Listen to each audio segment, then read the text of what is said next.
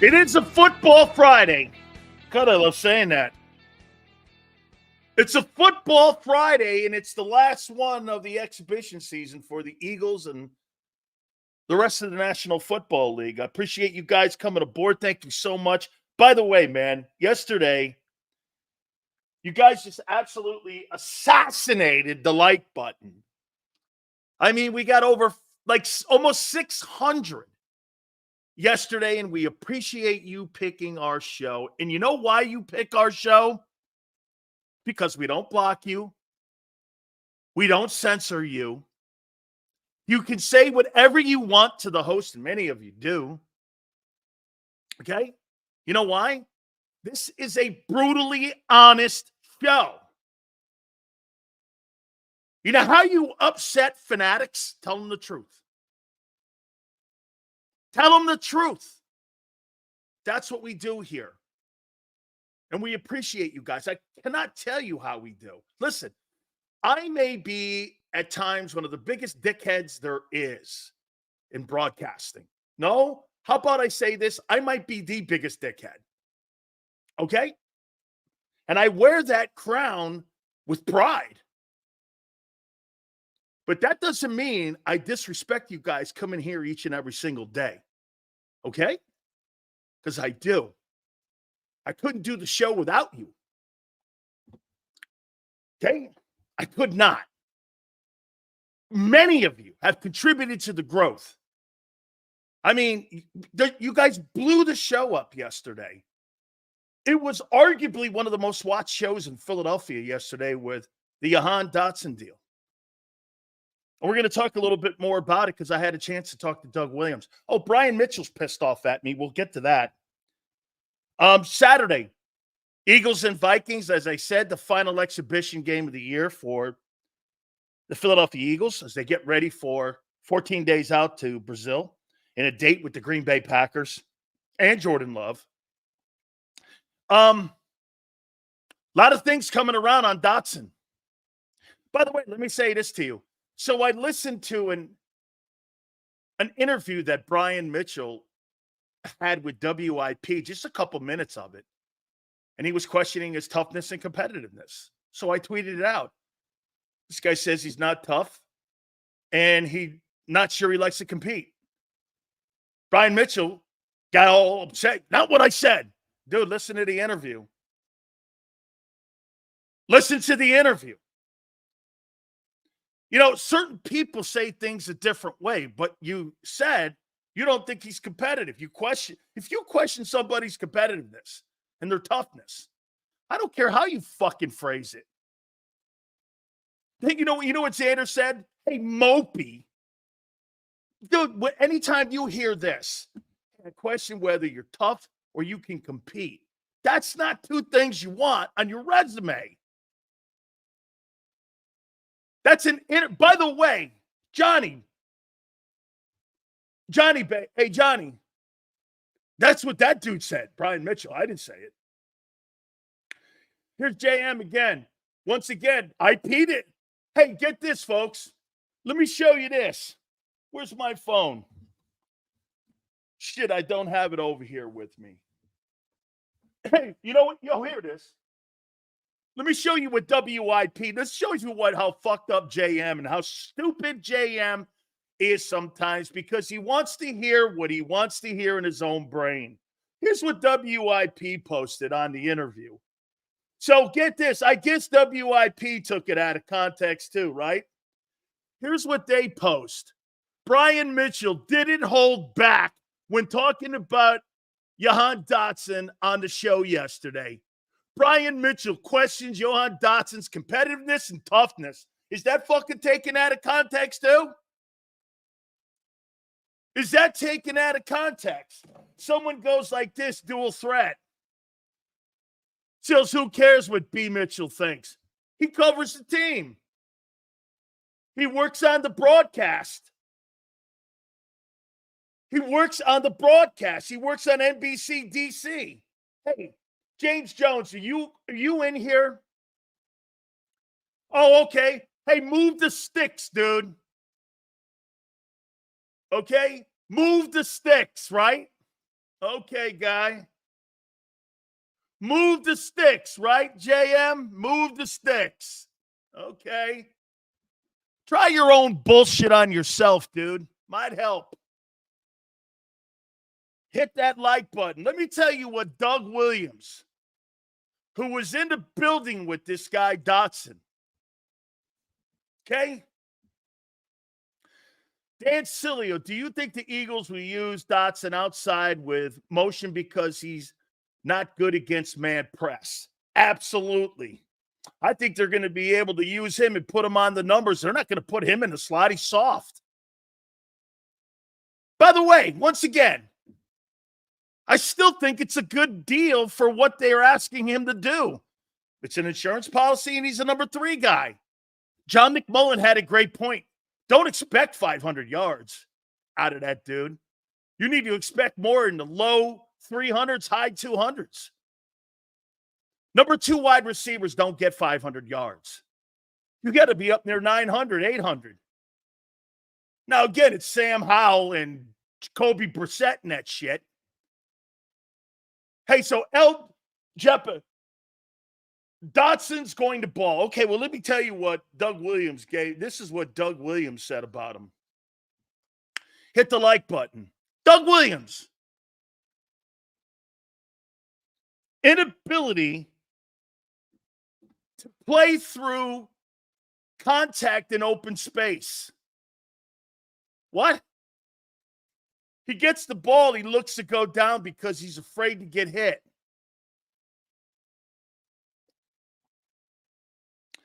His on-field fighting for a football, he's weak at it. Jesus criminy. Am I describing Quez Watkins? He can't get off the line of scrimmage on jams. Press cover corners kill him.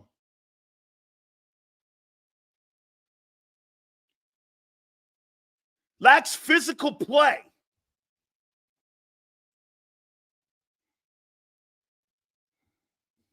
Runs route as a finesse player. Here, watch this one here.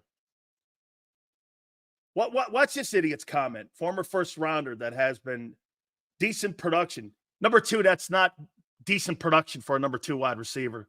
Sorry, dickhead. Not even remotely close. He'll be the 3rd option. That's what I said. As always. And by the way, here's what he said. Look at this one here. Former first rounder. So the Commanders move off him only 2 years. Actually, 1 year. Only 1 year. Hey, congratulations, kid. Now you can go home and jerk off. Way to go, LJ. Now you can go sit for the rest of the day pleasuring yourself. Congratulations.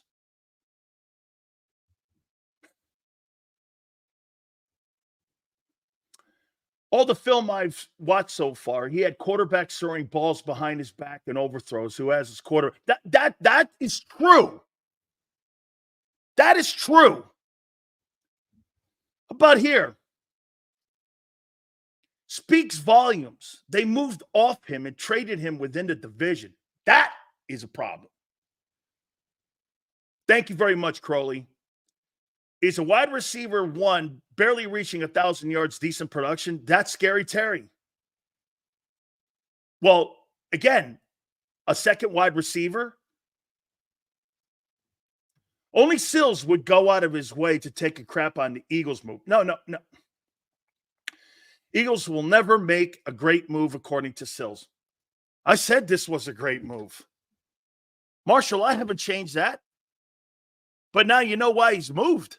Because he's soft and he doesn't like to compete. But you put him in the 3-hole there, that's a good role for him. You know why? Not going to have a lot of targets. You're going to be able to move him around. He could put up a decent game for you if you need. He's not going to carry your football team ever. And you're not paying him a lot. Right now, Dotson's probably a what? 5th rounder? He ain't no 16th pick. As a matter of fact, when he got picked, I thought he was between 20 and 32, 25 and 32, maybe somewhere 20 and 32, somewhere down there. Wasn't a 16th pick. Okay? Now, this is true, too. Big rhythm here. Dotson was told he couldn't be traded 3 days prior. He wouldn't be traded 3 days prior. Don't ever believe an organization. And right here, Big Rhythm's right. Sills, is Mitchell media guy for Washington? He is. How do we know he's not Washington's version of Eskin trying to sell? Amen. It's a great take. It's a great take. And you're probably right. You're probably right. Okay, you are. He's a solid player. Yeah. He's better than anything the Eagles have. For what we're going to ask him to do, hey, Riding the Bench Eagle podcast. That's exactly my take, why it's a good move. It's insurance, and you're asking him to be a three-hole guy. Great move. But don't expect this guy to be some game changer for you. Xander's right. He's not a game changer. Still doesn't address the defensive issues. Right, it hasn't changed your football team in any way whatsoever. You added another good player to the offense. The offense didn't need addressing. Of all places and all parts of the team, the offense didn't need another dude. You could have got away with Britton Covey there. Now, it looks like we're going to throw the ball more than run. Doesn't help the defense. Hey, I'm going to make a prediction to you. Riding the Bench Eagles podcast, this is why you're winning 9 games. Jalen Hurts has never been a passer to throw the ball 35 times a game. He's going to be asked to do that now. You're not bringing a first-round draft choice in, and you're not having another first-round draft choice that you gave $25 million to, and you're not having a $35 million wide receiver in A.J. Brown to run the ball. You're not running the ball. You're not running the ball. And get this, the check down game is going to have to be a major part. Get this. You haven't addressed the biggest weakness on the team. It's your shitty defense. Here we go again. You're talking about one side of you like talking about your foundation, which is your offense, and your roof leaks. Smart. This kid is on the verge of not even making the Commanders roster 7 days ago. Correct. Pipe down on the hype. Dotson don't move on. He doesn't move the fucking needle. You're right. He doesn't. Okay? He doesn't. We are doomed asking Jalen to throw that much without the threat of the RPO game. Hey, I don't fear Jalen Hurts' arm. I never have. I don't fear Lamar Jackson's arm. I fear the package this dude brings to the game with his dual threat ability. Again, one more time here. You guys keep hanging on that 22 season. That has nothing to do with 24 now. You're right. He'll never do that stuff again. He was paid $50 million off of being an RPO guy, not off being a drop back quarterback. This is a different guy. You don't know what to expect. You're assuming because ESP gave you some bullshit fucking statistics during camp versus a shitty defensive secondary today, and you're trying to tell me you're going to sell me on that? Give me a break. Let's see Green Bay. We got 14 days. Woo! We got 14 days, baby, to find this out. Oh, I can't wait. That defense is not ready for Jordan Love. No way. No way. There's going to be dudes running into one another left and right in Brazil. Mark my words. I'm not saying they may not win that game because of the power you have on offense. And let's see if Green Bay can sustain drives. Okay, let's see if they can sustain drives too. That's why they went and got, hey, They turned around and did the same shit you did. They went out and got a better running back than Barkley.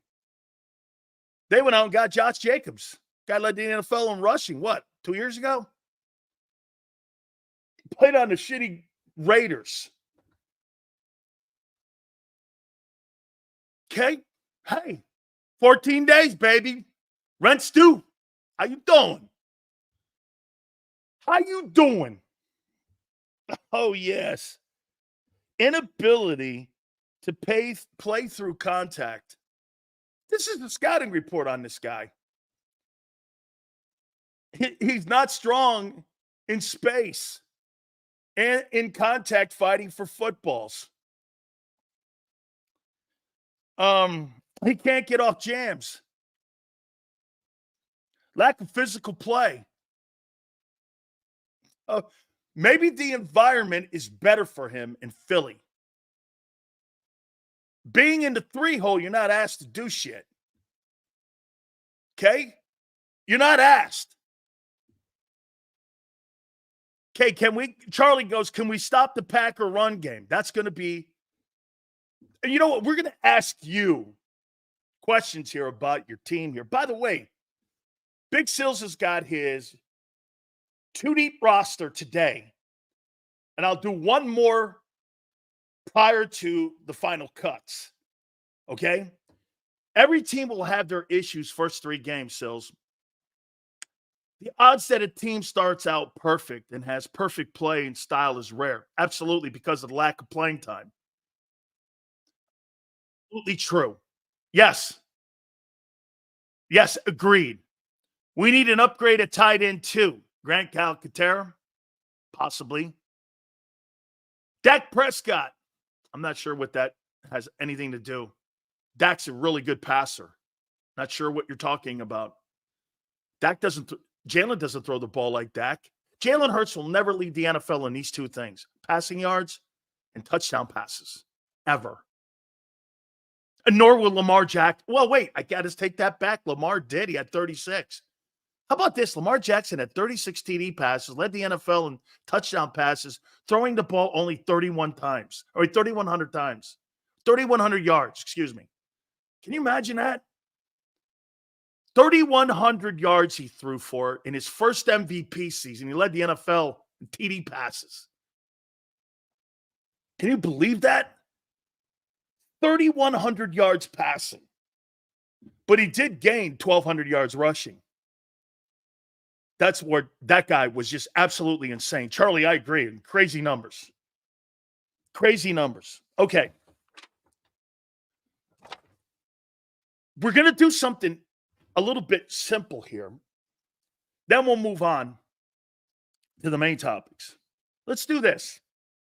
Going into the final exhibition game of the year on Saturday versus the Minnesota Vikings. By the way, guys, please hit the like button. You're killing it. Yesterday, we're at like 700 likes now because of yesterday's show. You guys absolutely assassinated it, and I can't thank you enough. Let's start with the offense, okay? Let's start with the offense. Simple questions. What's the biggest strength of the offense? What's the identity of the offense? Heading into the Green Bay game. 2 weeks out, last exhibition game, you're not going to see the starters, maybe even on both sides. O-line.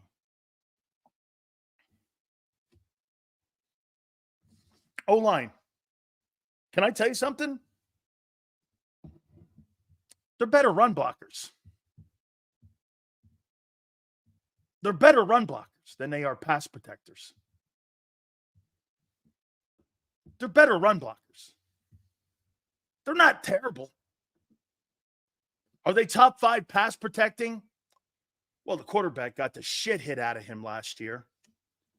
And who's that blamed on? O-line or Jalen? Who do you blame that on in pass protection with the blitzing? Because they couldn't pick it up. Your O-line couldn't protect them. Is that on Jalen? Are you going to finally blame him for something? Or is this going to be on the O-line? Okay. Is it on Jalen or is it on the O-line? It's on Jalen. Holy cow. Look at this. The line. You're playing with Jason Kelsey. Interesting. Both. Okay. Jalen mainly. Well, let me ask you this. New coordinator, new center. How do you think that pass protection is going to be this year in the middle with internal pressure? Early. Having not taken a snap in a game. How do you think? What do you think? How good? Charlie goes scary. Not taking a snap. New center. New coordinator. New scheme. New leader at looking for blitzes and setting pass protection.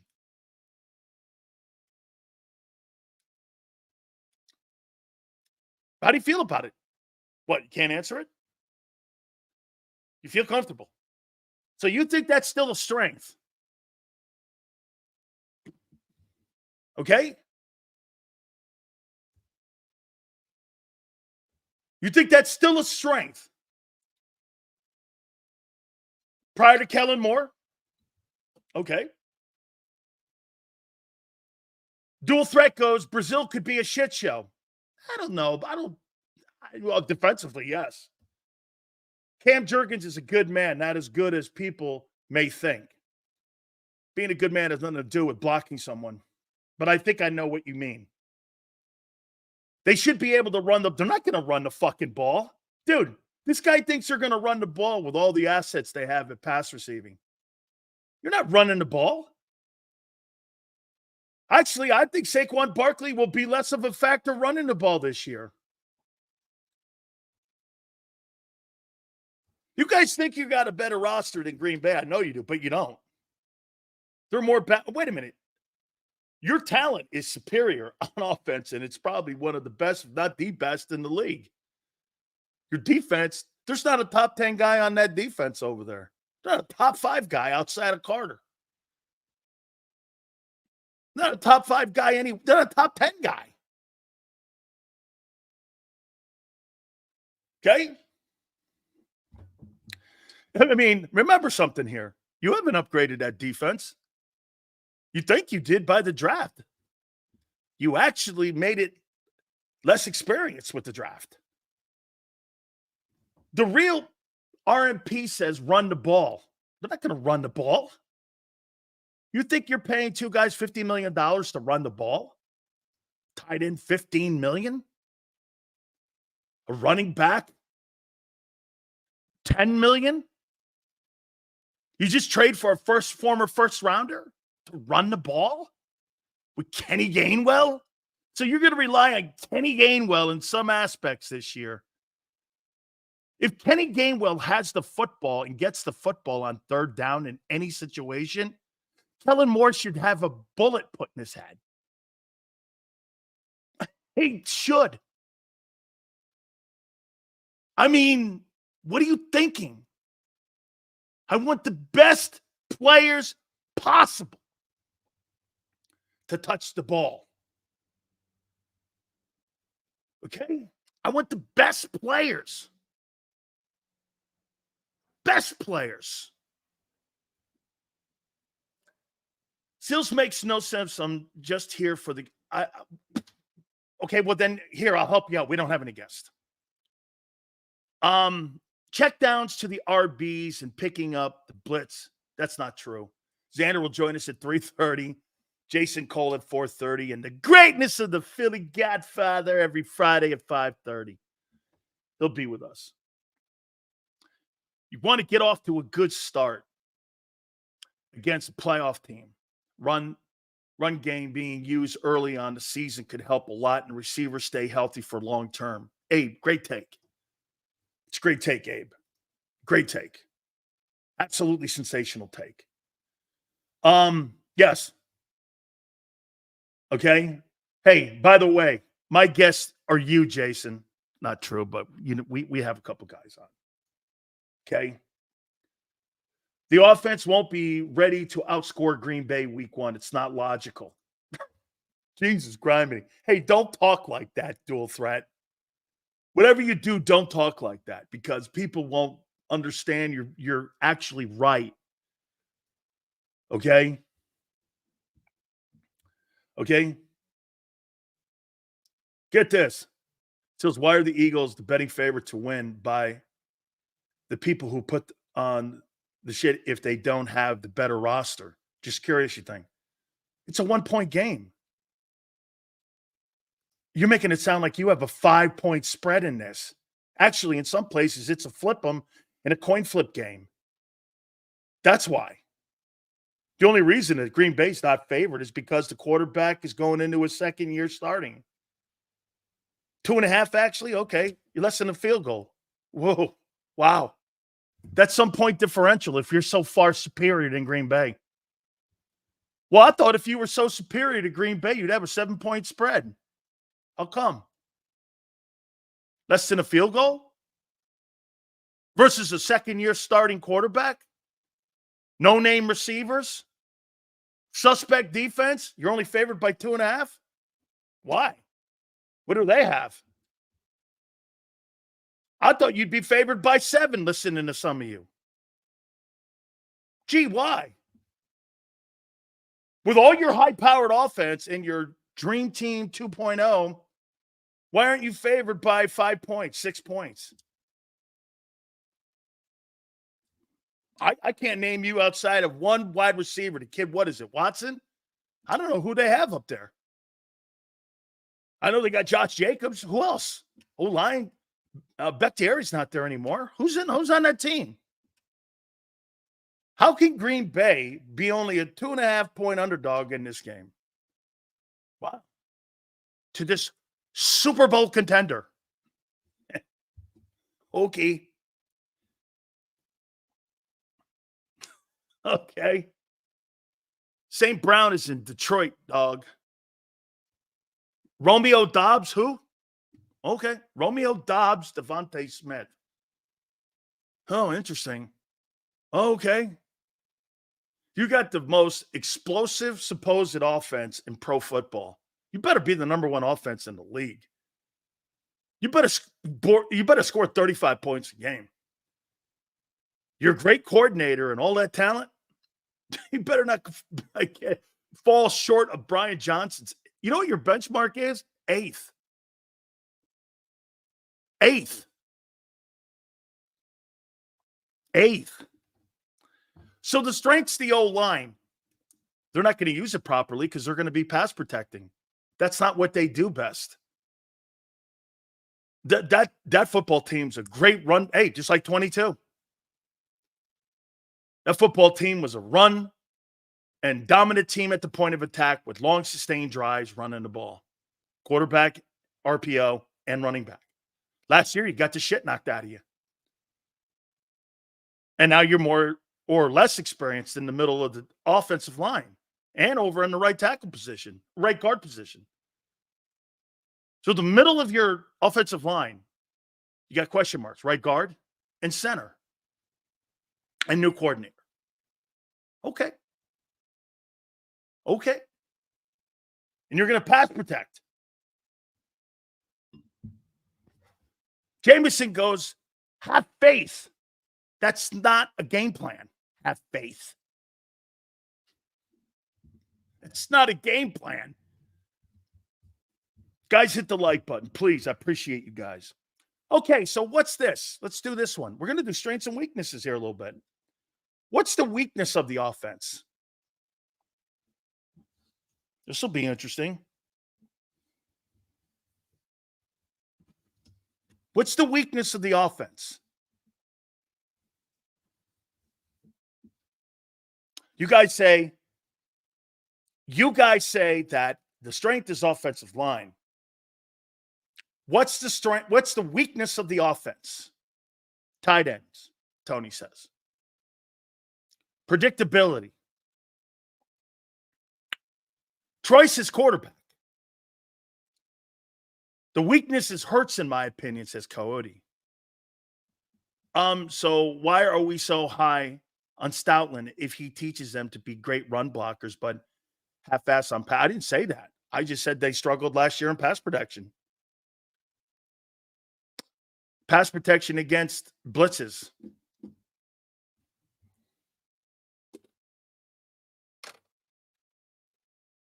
Boom. Right there. And I like this one too by Abe. Depth. Let's see your pass protection on blitzes. You think it's fixed? Okay. We're going to find out. I was a coordinator. I'd blitz this kid the entire first half. Let's see it. Let's see it. Let's see the new center with Jalen. Let's see it. And do stunts on the right guard. Let's see it. Do I think they've addressed it? Absolutely. Will they apply it? That's another thing to be resolved in 14 days. Andreas, there is no question with Dotson gone, the Aiyuk deal is in play with the Washington Redskins. There is no doubt about that play is in, and they're trying to come up with a trade package, and the 49ers are still hedging, hoping that Aiyuk will sign a deal. Now, I'll say this to you. This is going to sound crazy. I think that guy, Brock Purdy, has to have exceptional talent around him to move the sticks. And in my opinion, just like with Hurts, you start exiting great players off that offense, that guy's going to turn into a pumpkin. That's not Jordan Love and C.J. Stroud. No way is that guy that guy. I don't see it. And if you're Aiyuk, do you want to have your career with Purdy, or do you want to have your career with a talented Jaden Daniels? I might pick Jaden Daniels, especially if I got Terry McLaurin on the other end. Terry McLaurin's a better wide receiver than Deebo Samuel. Deebo Samuel may do more, but Terry McLaurin's a better player. He's a better football player. You put Terry McLaurin on the Kansas City Chiefs, he's a 1,700-yard reception guy. He's an exceptional football player. He's had shitty quarterbacks. He's like Andre Johnson in Houston was with the T.J. Yateses of the world. That's kind of what you have here. McLaurin, because people really don't know the name, he said Brandon Ayuk's a better wide receiver than Deebo Samuel. It's not that hard. Deebo Samuel doesn't run the greatest routes. He's a Swiss Army knife. That's right, Kyle, or Mike Evans. Deebo Samuel's not better than Mike Evans. Mike Evans has had 10 straight years of 1,000 yards and he owns a ring. He's 10 times better than that guy ever will be. I mean, dude, think about it. What has Deebo Samuel done that Mike Evans has not done? Brandon Aiyuk went for 1,400 reception yards. He's a true receiver. Who's a better football player? Deebo. Who's a better receiver? Aiyuk. He's their best downfield blocker, too. He's even better. Andreas goes, Daniels hasn't done shit. I just said you have to determine whether or not you think Jimmy Garoppolo is the guy you want to move. Hey, Devontae Adams, this shows you how ignorant some of these people are when you sit down with your agent and you have a fucking come to Jesus conversation that some of you don't know how this thing works. You think Devontae Adams doesn't want to be back in Green Bay now with Jordan Love? He didn't think shit of Jordan Love. He didn't think Jordan Love was going to be able to take the baton from Aaron Rodgers and look as good as he has. He could not be convinced. So they dealt him because he demanded a trade. His agent and him messed up because they thought going back with his buddy Derek Carr was going to result in great success. It didn't. It didn't. Look, somebody in here is saying nobody saw it. He was a first rounder, Jordan Love. So when people say no one saw it coming, he's a fucking first rounder. They didn't see it coming with Hurts. Hurts was drafted to be a seatbelt for Carson Wentz. He was never drafted to be a starter in Philly. He was drafted to be a backup. I mean, when you have a first-round tag, you think Kenny Pickett was drafted in the first round to back up Jalen Hurts on a second team in 2 years? You can't be dumber, man. My point is if you're Brandon Aiyuk, do you look at Jimmy Garoppolo, Brock Purdy, and go, is that Super Bowl window closing? And here's something else to think about. Next year, they got to pay him. Who's going? What guy's getting cut? You're going to pay Brock Purdy $60 million. Someone goes.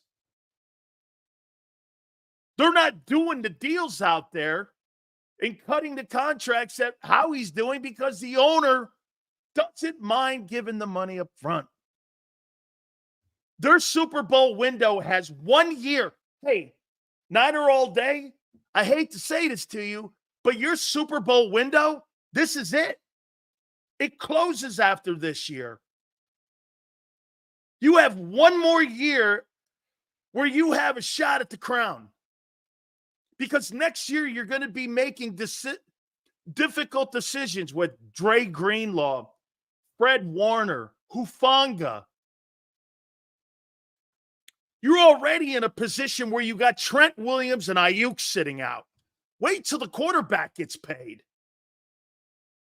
Wait till he starts getting paid, and that's an obstacle to have to get around. So if you're Brandon Aiyuk, you're dealing with all that. I mean, the Rams are getting better. I don't know what Arizona's going to look like, and I still don't know what Seattle's going to be. The NFC West right now, 2 years ago, was really a good football league and division. Okay, I don't know.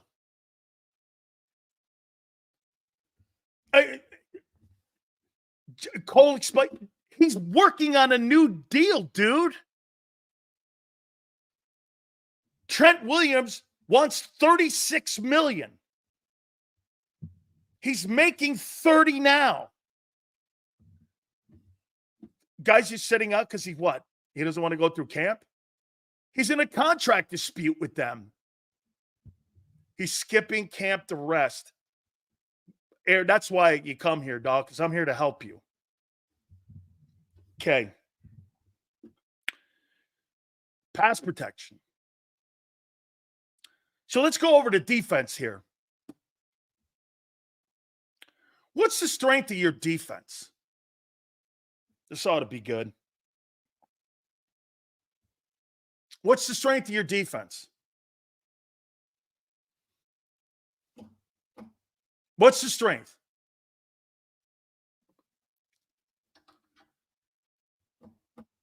DT. Defensive tackle position. Defensive tackle.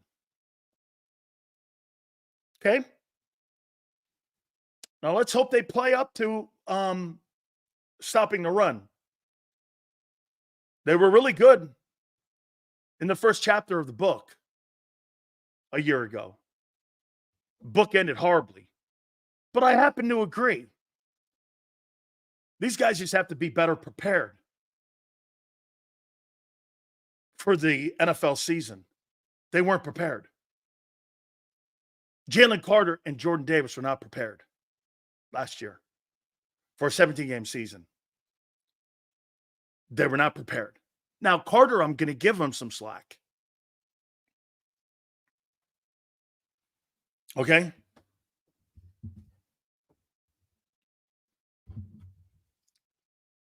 What's the weakness of the defense?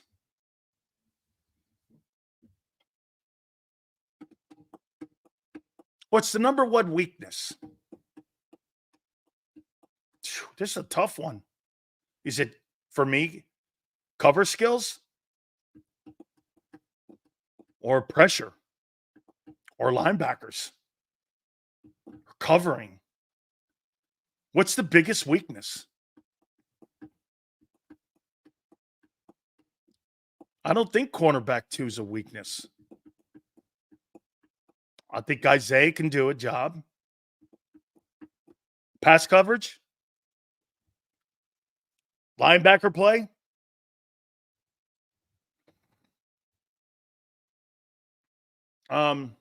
Safety and linebackers? Tackling? Communication? Jesus, you could pick any one of these, really. Isn't it funny? I ask a question, you guys actually answer it honestly. Look at all these issues you have on defense. All the weaknesses. Tackling, inconsistent play, edge, youth, haven't played together, linebacker, edge. I mean, I don't know which one is more of a priority. Probably pressure. Because if you don't get pressure on the quarterback, the house of cards falls in. Mythical James says, long story short, the defense in general. The 2 tackles, if that's your strength, I'm okay with it. But, again, it has to be better than last year because it was not very good towards the tail end. And you got the same guys back. And minus Fletcher Cox. So you've actually taken talent out of the room. Right? Okay.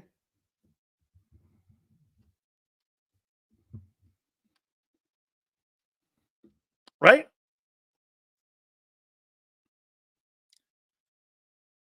What can be easy to fix, Sills? Pass rush or coverage? I can hear Martin. It's a great question. Martin, this is how you fix your cover corners. I could put anybody back there if I have pressure getting to the quarterback, stopping those routes from developing, disguising. They have got to come up with a manufactured way of bringing pass rush pressure. Even if you're not hitting the quarterback, you've got to hit these guys. You have got to be able to bring pressure like you did in 22. Remember what I told you yesterday? There are 2 things that separate this team from your last Super Bowl appearance. You know what that is? Pressure on the quarterback, turnovers on offense. Those are the 2 fundamental things that you have to right the ship this year. Now, do I believe offensively that they're going to have less turnovers and more passes? How do you do that? The check down game. You've heard all the players talking about how what's the one theme you hear all the quarterbacks talking about? Thank you guys very much for the super chat. You guys are crazy. What kind of fireside is this? Stop glazing, dog. I'm not sure what you're talking about. Glazing what? Okay, no, I'm asking. No, because, when I make a comment on it and I say something cute about it, these guys go into their little panty binds. So I'm asking you what the problem was, and everybody went out there and actually said what the problem was. Edge, cover, linebackers, stopping of the run. All of that. Okay? The reason why you're hearing players say this, what's the number one thing you're hearing? The quarterbacks are not throwing the ball deep. Even John McMullen said something about that. Why? Because the quarterbacks and Jalen Hurts are And he's taking what the defense is giving them, which means checkdowns. He's going to be a good quarterback if he understands and masters that, the check down. The great quarterbacks in this league all throw short passing games. Actually, Jalen Hurts is the only quarterback I've ever seen with no short passing game, no screen game whatsoever. Nothing. Zero. I've never actually seen it. Patrick Mahomes, Tom Brady, Peyton Manning. Why do you think the majority of those offenses that they had, there were two things that used to be a prominent thing with the Montana and with the Greatest Show on Turf? What was it? The offense went through the running backs, Roger Craig, and it went through Marshall Faulk. How's that evolved? Well, now it goes through the tight ends, because the tight end is the biggest mismatch in the game today. Most linebacking cores aren't very good.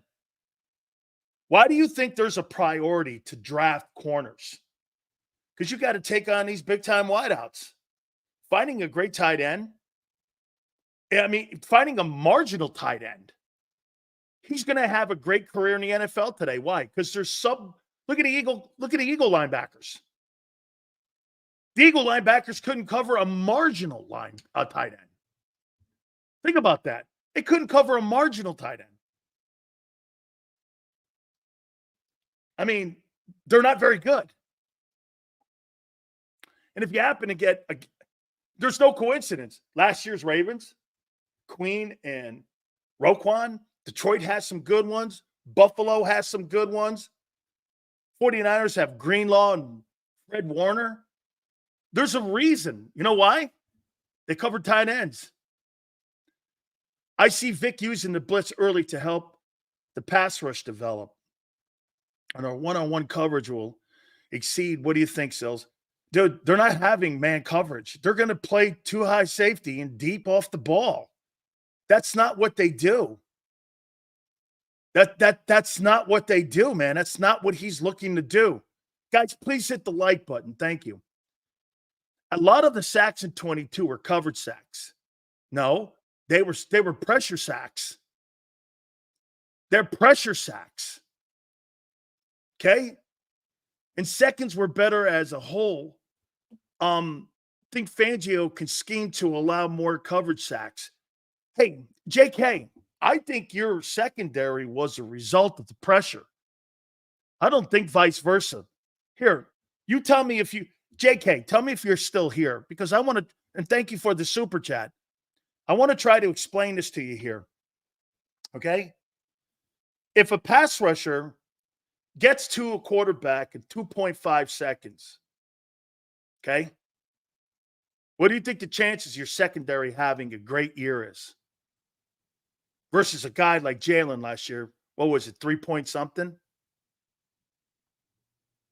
Now, what's his name? Steve goes, 22 is ancient history. That's exactly correct. It's history to teach you what and how you were successful one year and how you can apply that now.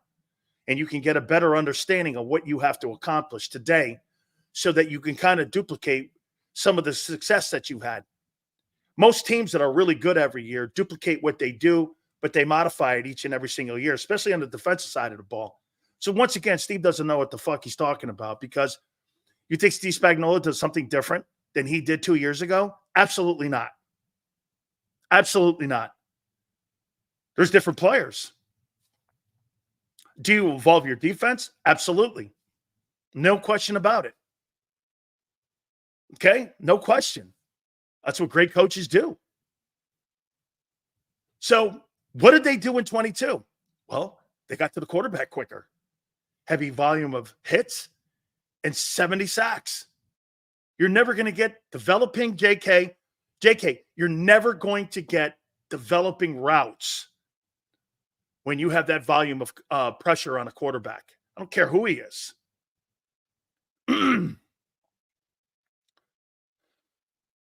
So you think BG, Hartgrave, and Cox all had career years because they were just better than they were the rest of their careers? Yeah, because the same corners came back the next year. and your volume of sacks were down. What happened? Your volume of pressure was down, JK. What happened to those guys? Bradbury was atrocious. Slade was okay. And you were 31st in pass defense. What happened? So you're saying that the lack of sacks was because the same guys you brought back? Get this. Hey, Fat Matt goes, Detroit Lion linebackers are average at best. That's really frightening because that must mean you're poor at best. That must mean you're poor at best. I mean, JK, then what's the difference? You had the same corners come back. What happened? What happened to your 31st ranked secondary?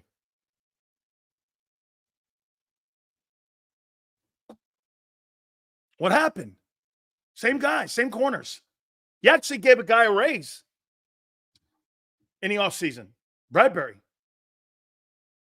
Bradbury got fat, not actually overweight, just lazy last year. He played 1,501 snaps last year. He played more snaps than any player on your team a year ago. Madness, thank you, brother. Sills, does 2.3 seconds matter in improving, anticipating, and throwing the ball? Hoss, if a quarterback like Jalen Hurts holds on to the ball like he did a year ago and got sacked, that's one of the parameters on why he got hit the third most in the league. You know why? He couldn't pick the blitzes up, and he didn't know where to go with the ball because he's not a great reader of defenses. They're trying to help him with motion this year in the check down game. That's what they're doing. And by the way, for the record, can Hurts become a better reader of defense? Absolutely. Tom Brady took him 20 years, he said, to be the best I could possibly be. Patrick Mahomes says to this day he's still learning how to read defenses. But not your God. His Highness Hurts is the greatest reader of defenses. When you got the two best quarterbacks in the last 25 years saying that, hey, I learned all the way until the final year I played Brady, and you got Mahomes still saying, Andy Reid's teaching me something every day still, but not your fucking guy. Oh, hey, not him. Not your guy. Sills, did you happen to see he totally avoided tackle on the goal line in last season? Yes, I did. Stupid business decision, too. The side didn't have a clue what he was doing and wouldn't listen to the players. He was 10-2 when you fired him. And then you hired then you went and hired a shittier defensive coordinator. Isn't that crazy? You hired a shittier coordinator. I bet that helped. But by the way, it's not what we're doing here. Okay, that's not the conversation. The conversation was weakness. See, it's great when you say it. It is. It's great when you say it. Sam goes, that was 10-2. It looked horrible. Beating Allen, Dak, Stafford, Mayfield, Cousins, Tua. That was horrible? Okay. We're going to get to Two Deep, the Big Sills Two Deep Eagles here in a minute, but I first want to do this. I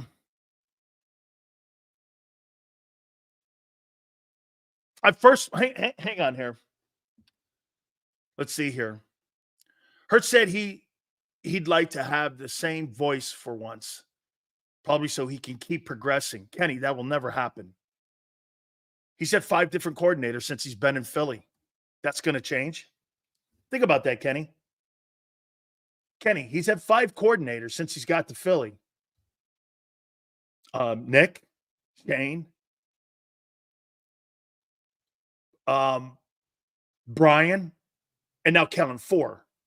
Since he's been a starter in 3 years, he's had 4 coordinators. You think that's changing? You do? I don't. How many coordinators have you changed since Doug on both sides of the ball? It's kind of crazy. I mean, look, you had four coordinators that you changed out on offense in the last since 2021. Defensively, you've changed out Gannon, Desai, Patricia, and now you got Vic.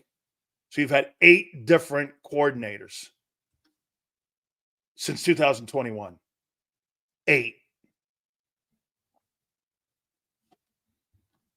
That's going to change, Kenny.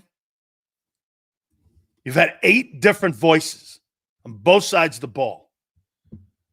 And like Xander says, hey, man, you've got to get used to that because that's how they operate. You have 8 different bosses in 4 years.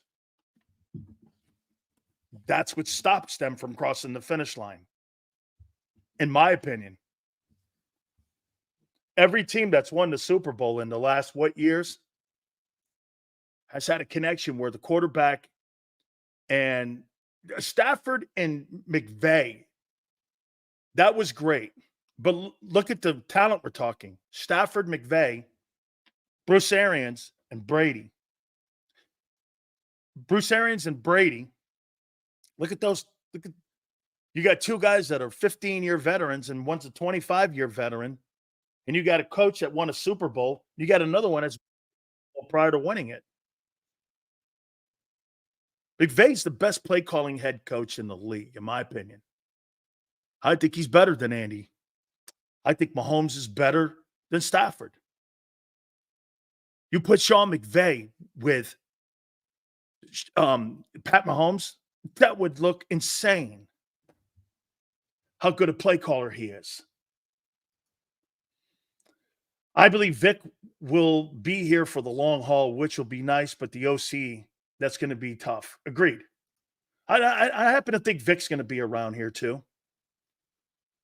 Okay? Forrest goes that Matt LaFleur's up there right now. And developing of quarterbacks, absolutely. But you got to look at the resume too when you're looking at a guy who's been to a Super Bowl twice and won it once.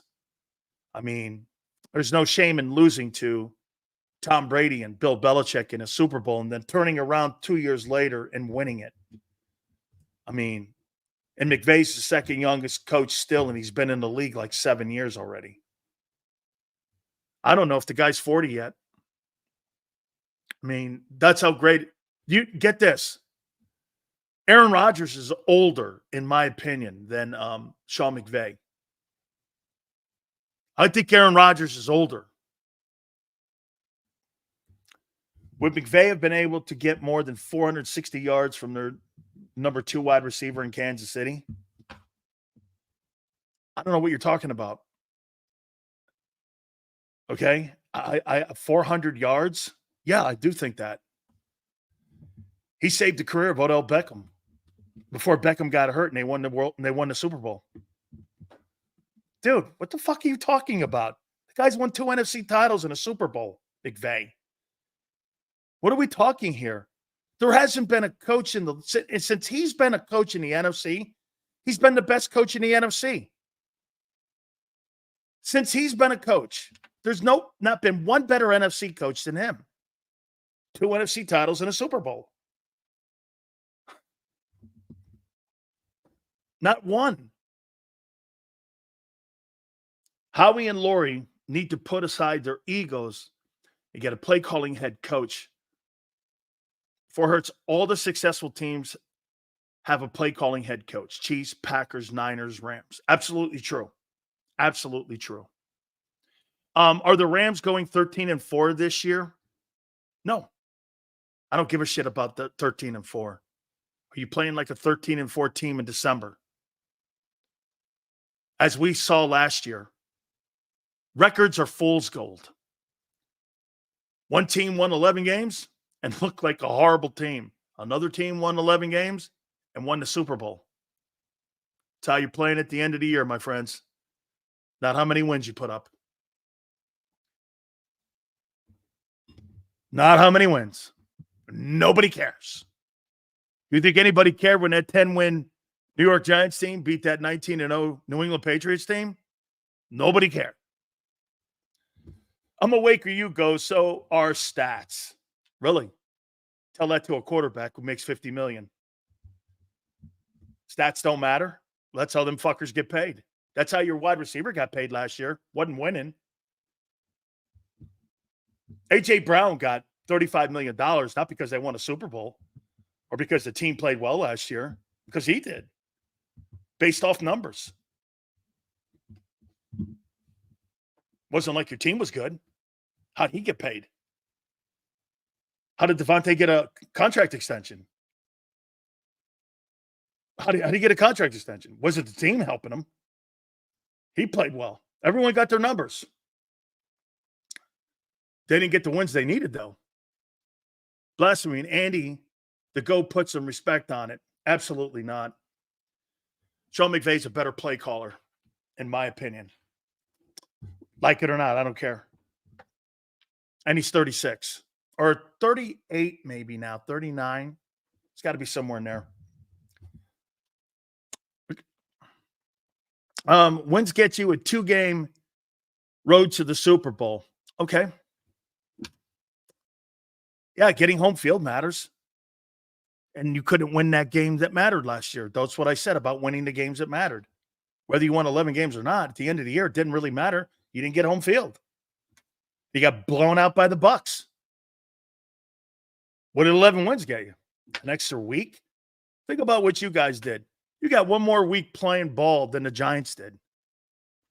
You played one more week than the New York Giants who won 5 games or some shit. Okay. Great. Yeah.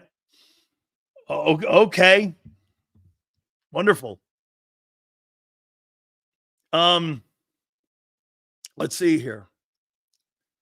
I think Andy would have had more success with a guy other than McNabb. I don't know about that. McNabb knocks on the door of the Hall of Fame.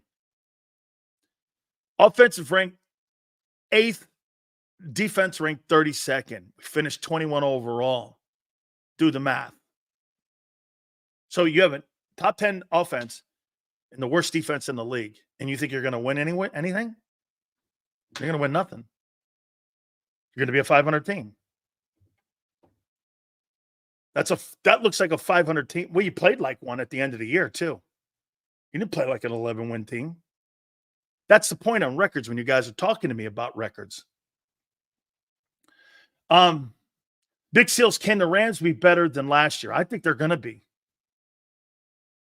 There you go right there, Jalen. That's probably where I say that he's better than Andy. McVay is a better time management guy than Reed. I completely agree with that. I still think he struggles with that a little bit at times. I think the 2 Super Bowls have been his best work. I think they've been his best work that he's had. But for where McVay has come from and how young he is, he's one of the best play-calling head football coaches I've ever seen. And you know what he doesn't have? He doesn't have an ego, and he's got a great organization that will stroke a check for anyone. And I like that. He's a phenomenal coach. That's why he makes $20 million a year. Tills, can you ask Clint Hurd if the Eagles are making a trade for an edge rusher? I ask that question every week, Kyle. You never know what Howie's doing. Okay? Scouring rosters. He's going to take a look at the first cuts next week. See here. I like this. Andreas goes like this. The Eagles have owned Donald. That's not what I heard Jason Kelsey say. See what he says here? I heard it on his New Heights podcast. Jason Kelsey said this about Aaron Donald. Everyone always says that he never had a sack against the Eagles and all this and that. He goes like this. In my entire time playing in the National Football League, not at one time did we ever circle a defensive lineman and have a game plan completely around him to stop him from wreaking havoc on the game. We had never in any time built a game plan around one dude. The entire game plan was built around stopping Aaron Donald. That's what he said. Seals, is Mike Shanahan the best coach ever? Absolutely not. He had McVay, McDaniels, LaFleur, and his son Kyle Shanahan on that commander staff. Actually, to be fair, Abe, it was Jay Gruden who had those guys on that staff. Jay Gruden hired McVay. Jay Gruden had Matt LaFleur, and Kyle Shanahan. Kyle may have been there when his dad was there, but it was Jay Gruden.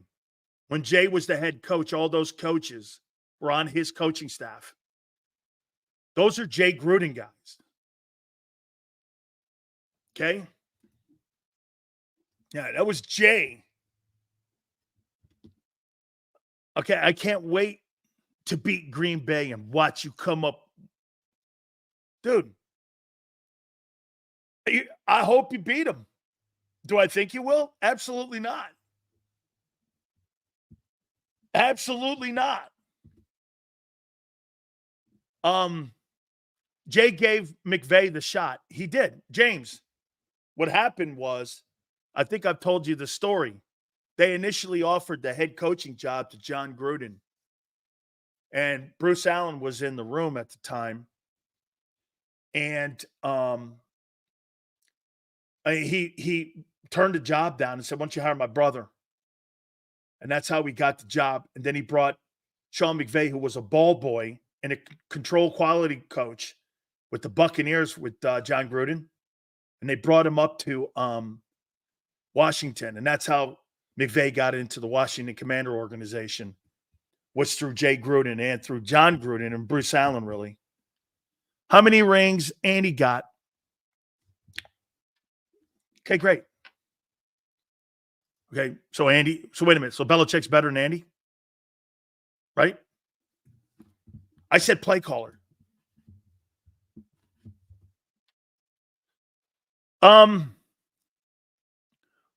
What is the recipe for success for this offense? Well, if it's me, I'm running the ball. Okay? I'm running the ball early. And running the ball is going to loosen up. But see, you're not going to do that. That's not what they're going to do, Sam. They are not going to do that. You don't acquire and you don't pay the amount of money you're paying to run the ball. So you're going to turn around and get this. Think about, Sam, the right thing to do. Wait a minute. Control the clock, says Steve. You don't control the clock throwing the ball. You control the clock running the ball. Here. Remember this. JM goes, they ran it in Dallas. They didn't have these offensive weapons in Dallas like this. Wait, get this. JM actually thinks the Philadelphia Eagles are going to give the ball to Saquon Barkley and Kenny Gainwell to win games early in the year. And the offense is going to run through Kenny Gainwell at times. Who in their right mind I would fire Kellen Moore for that? You have acquired all of these guys for a reason. That's to throw the ball. You're going this check down stuff for a reason. You're going to use the intermediate passing game and the check down game as a pseudo RPO type offense. That's what you're hoping for. You're throwing the ball 30 to 35 times a game. Plain and simple. The one thing that I think you'll do different this year than a year ago, you're not going to be throwing high percentage turnover plays. Last year, throwing to the numbers the way Jalen Hurts threw to the numbers was ridiculous. It was destined for turnovers. Now, when you have a check down game, it's a high percentage throw. You're improving the chances of the team successfully having a successful play when you're limiting whether or not this is if you get this, what is more of a high turnover play? a 15-yard out or a 5-yard check down. We didn't get it, Sills. It was 3rd and 7, and he only gained 5 yards. Punt. Punt. Punt. Guys, please hit the like button. Punt. Punt.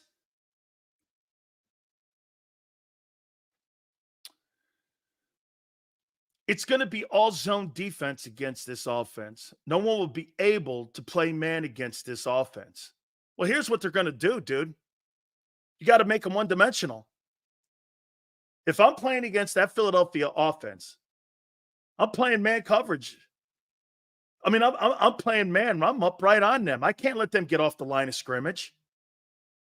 You think I'm going to let Devontae Smith and A.J. Brown run free in a zone in the middle of the field? No way. No way at all.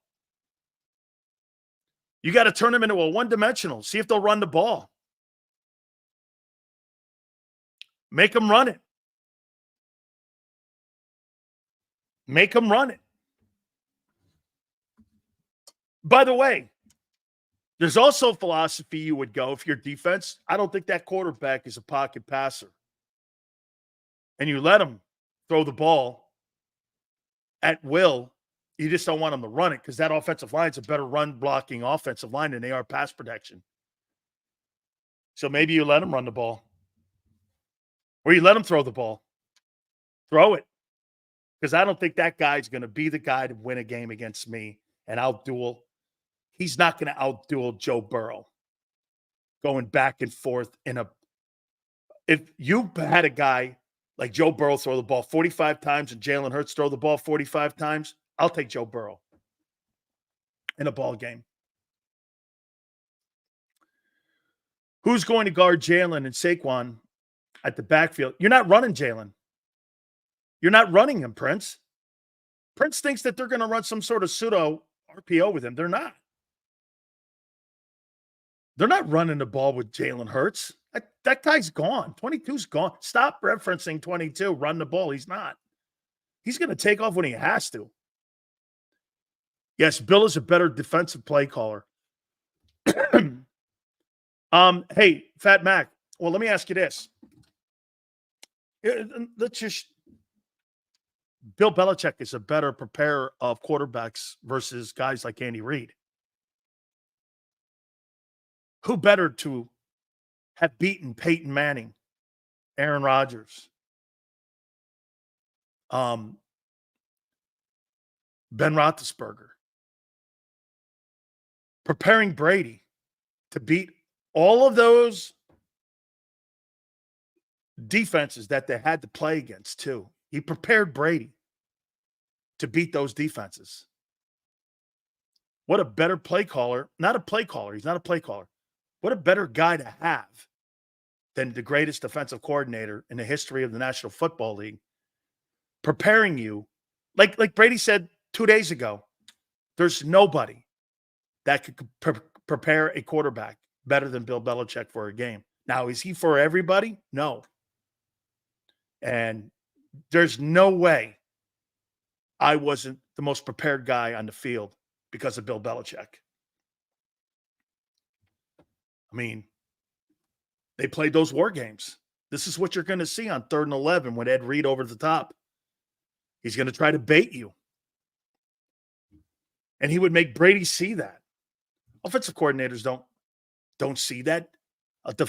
There's no coincidence. Bill Belichick has coached the greatest players in the history on both sides of the ball. He coached Lawrence Taylor and Tom Brady. You think there's any coincidence to that? Probably, right? Coached the 2 greatest players in pro football history. Or how about this?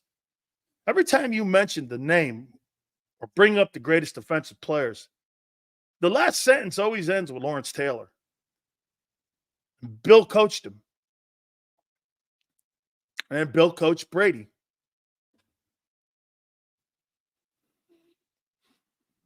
Okay? Sills, but going back to the Super Bowl against Kansas City and winning officially state we are the scariest team in the league. Oh, yeah. You close that thing out. Get this. It's funny here every time I see this right here, and yet everyone picks Allen as one of the top 2 quarterbacks in the league. 4 straight division titles, 4,400 yards every year, 37 touchdown passes. Yet everyone but you pick him. Okay? Tom Brady says he's second best quarterback in the league. Coyote, sit this one out. Seals, if Green Bay game turns out to be a shootout, I think Jalen beats your boy Love. Never happened. Jalen Hurts, how many games do you think Jalen Hurts has gone in his career where he's thrown the ball over 36 times? He's going to be asked to do that almost every game now. It wouldn't shock me if Jalen Hurts has like 600 attempts this year. Look at what you've added to the team. Look at what you've added to the team. Hey, by the way, no matter how many players you put on the team, let me, before I take a time out here, aren't you getting it yet about how many people you keep adding to your offense? No matter how many players you add to your offense, you're not beating Kansas City because it's the QB. It's not the receiver. Okay? They just tied up their center, making him the highest paid center, $13 million. Okay. And you got Kelsey. You got Kelsey and him. No matter what you do, you can't beat him. No matter how many players you in San Francisco adds, it doesn't matter. It doesn't matter. They don't add players because they got the QB.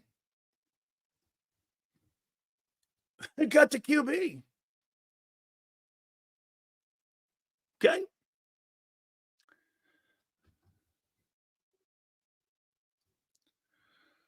Disciple, will Nick have the same career Andy had as a Philadelphia Eagle?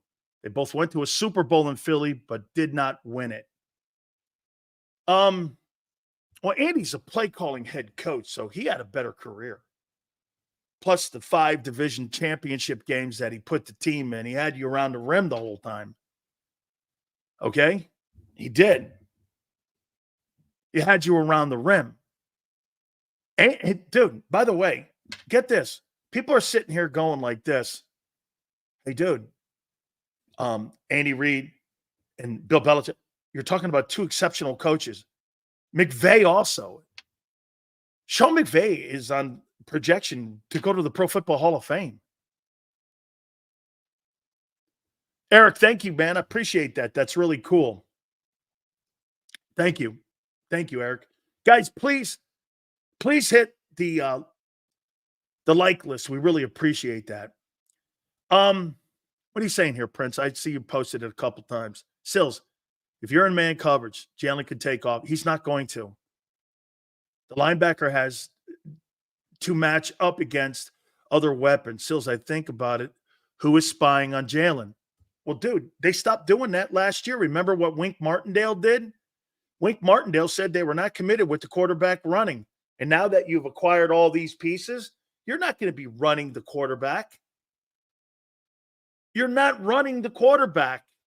You're not running the quarterback. That's why you acquired a $10 million. Dude, if you trade for him or you sign a free agent or you give a guy $10 million, you're not putting him in the backfield to be a decoy. You're playing him because you're paying him. Saquon Barkley is going to cover the RPO. Now, I'm not saying there's not going to be some design plays for Jalen Hurts to take off. I'm not saying that. But to say he's going to look anything remotely to 22, you guys tell me stop referencing 23. Stop referencing 22 because he's not going to be anything near that. You keep saying that 22 season. You bought that guy for $50 million. This is a new guy you're rolling out in 24. A drop-back quarterback with more weapons. And you're going to see if this guy can throw you to a Super Bowl. He ran you to a Super Bowl in 22. Now you're going to find out if he can throw you to one. Is that not what this is? You guys, look at this. Some of these people in there going 4,500 yards, 4,700 yards. That ain't running you to a Super Bowl. That's throwing you to one. He ain't dual threat anymore, Philly D. They don't want him to be Phil. They don't want him. Hey, you don't sign and draft and then trade for first rounders and draft the first rounder and pay a guy $36 million so that you have a dual threat guy. Look at what Baltimore has. They got one dude, Zay Flowers, who's kind of good. But they went out and got Derrick Henry, a bell cow back. You know why? Those two guys are going to try to run them to a Super Bowl. They're not going to throw themselves to a Super Bowl. That was the problem in the AFC Championship game. They got into a problem in the AFC Championship game. Because why? They tried to throw themselves into a game with Mahomes. Couldn't do it. Couldn't do it. All right, guys, do me a favor. They lost Mark Andrews in week 10. Guy, read a book. Mark Andrews was hurt in week 10. They still won 14. Week 10, he went out. He's going to be mad because they made him that way. The investment is too much, and they've done it twice. So now they want to control it. Kind of in a way, yes. Guys, do me a favor. Please hit the like button. Xander's going to join us in a couple minutes. Where are we right now when it comes to the like list? Crow, Parmesan going to be Sill's new favorite meal. Where are we in the like list right now? 166. Guys, let's get it up. You guys were really great yesterday. Xander's going to join us around the corner. Please hit that like button. Got some topics here for you. We haven't even really got to the topics yet. We haven't got to the topics. By the way, I heard you missed talking a little bit about Dotson this morning. I want to hit back on that again. Keep it here, National Football Show. Michael Vick at BetUS.com. Catch an incredible 125% sign-up bonus on your first 3 deposits, plus 10% gambler's insurance. BetUS, my online sportsbook and casino.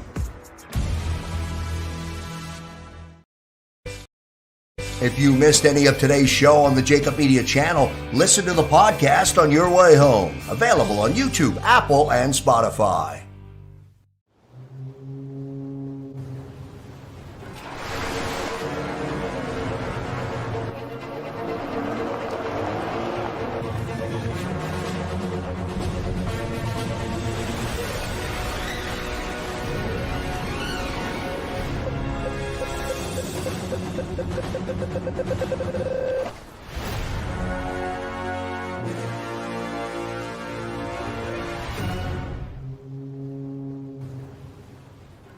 Heading down the shore, have a ball once more.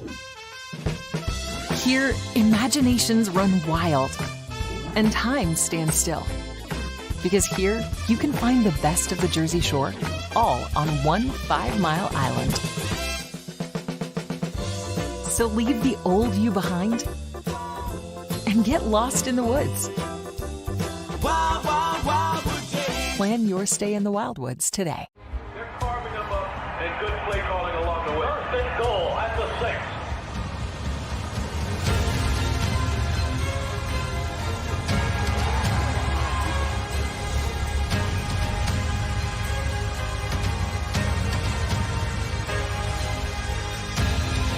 On the field of life, First Trust Bank is there for you.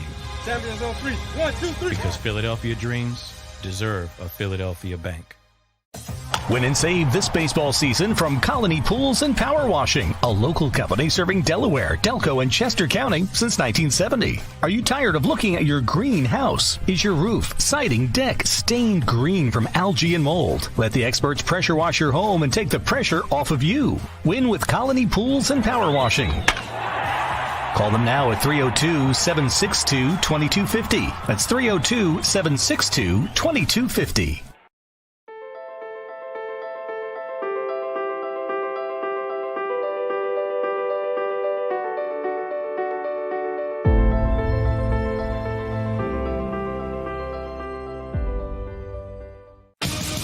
The greatest fans on earth. It's a bold statement, but would you expect anything less from Philadelphia? 58 years of heartache creates a toughness, a grit, a resolve not found in most.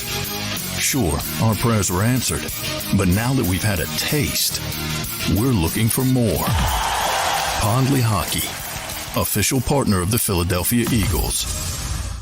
EAGLES, Eagles.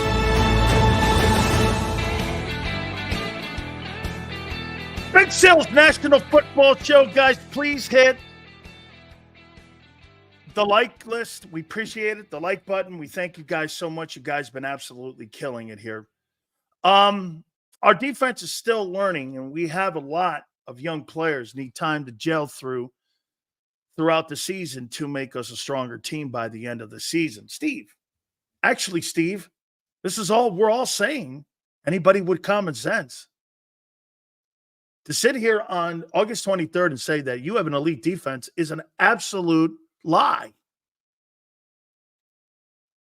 You're hoping by December they're in the middle of the league.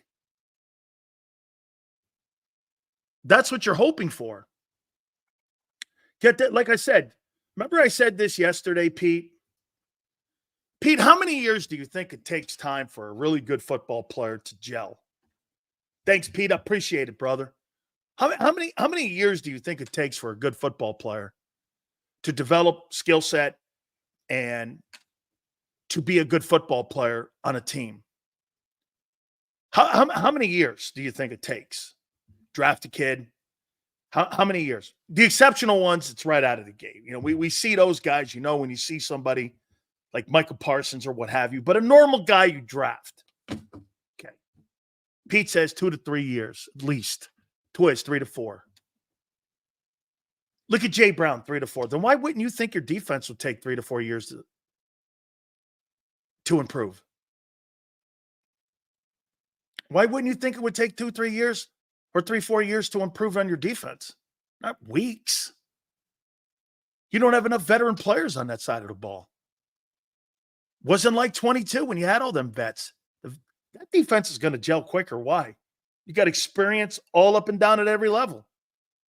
D-line, you had experience. Linebackers, you had experience. Secondary, you had experience. Yeah, sure, man. When you hire mercenaries like that, and they come together the way they did, that's going to take weeks. When you draft people, it's going to take 3 to 4 years. You guys just said it. It takes normally 3 to 4 years for a player to develop. 2 to 3. Some of you said it. Why wouldn't it take a unit to do that? How can you contradict yourselves if it takes that long? Like, Quinyon Mitchell's not going to be ready to be a star right now. He's got star potential. Okay? That doesn't mean he's a star today. You know, you see, hey, how about this? You see signs of skill set. Like here's my problem with some of the young players on the team. And here's some of the things you like. Trotter's better than you thought. He's more instinctive. He doesn't make false steps. He knows exactly where he's lined up. Somebody taught him exceptionally well, and I'm assuming it's his dad, on how to line up on shades on a 3 technique, 2 technique. And by the way, you know the one thing that he does for not being a really big guy? He knows how to take on guards. You know how he does it? He doesn't take them up, head up. He takes them on a shoulder. It's pretty smart technique. Hey, think about this. You got a 350-pound Mekhi Becton. You think I'm hitting him here? You think I'm going to hit him right in the middle? I'm going to hit this guy on the side because guess what? I get the advantage. Every time you see it here's an offensive lineman's wet dream. You ready? A guy running right into me. I'm 350 pounds. I'm pretty much going to win that. Okay? I'm pretty much going to win that. Trotter's better than you thought. We already thought. Of course, yeah, right. Right. That's why he went in the 5th round. You already thought. Yeah, right. Well, he won't start. He's getting better. Look at this Philly Eagle Mafia guy making it sound like Trotter's already like a first-team all-rookie. Dude, be lucky if he plays a lot of snaps this year. Okay? Here. Cooper DeJean, we're going to get a look at him on Saturday. I think that's good. Okay? These are just some of the guys, man. Just some of the dudes. All right. Hit the like button. We appreciate you guys very much. I'm going to get this page here for Xander here because I heard him and John McMullen. By the way, doing a great job at Birds 365. Here is our friend Xander Krauss. Don't forget, Jason Cole has some national news. That'll be 4:30, and also Philly Godfather will be with us at 5:30. Xander, how you doing, brother? Big Stills, what's up, brother? Good to be on with you, man. You got it. Xander, listen to this. Boy, you were right. You were right. I talked to Doug Williams. All right. And inability to play through contact in open space. This is Dotson. On the field fighting for footballs, he's not a strong player in fighting for footballs and jump balls. He can't get off of jams off the line of scrimmage. He lacks playing physical, and they say this. Now, if you have him in space, he seems to be able to find the open space because he does run precise routes. And if you add this to the mix, you move off a guy 2 years after drafting him 16th, and you do it in the division, and you bail on him. I mean, yeah, I mean, listen, it doesn't look good. 24 hours after, do you have less of an opinion? I have lesser of an opinion. No, I mean, look, I feel pretty similar to how I felt. Oh, sorry. 1 second.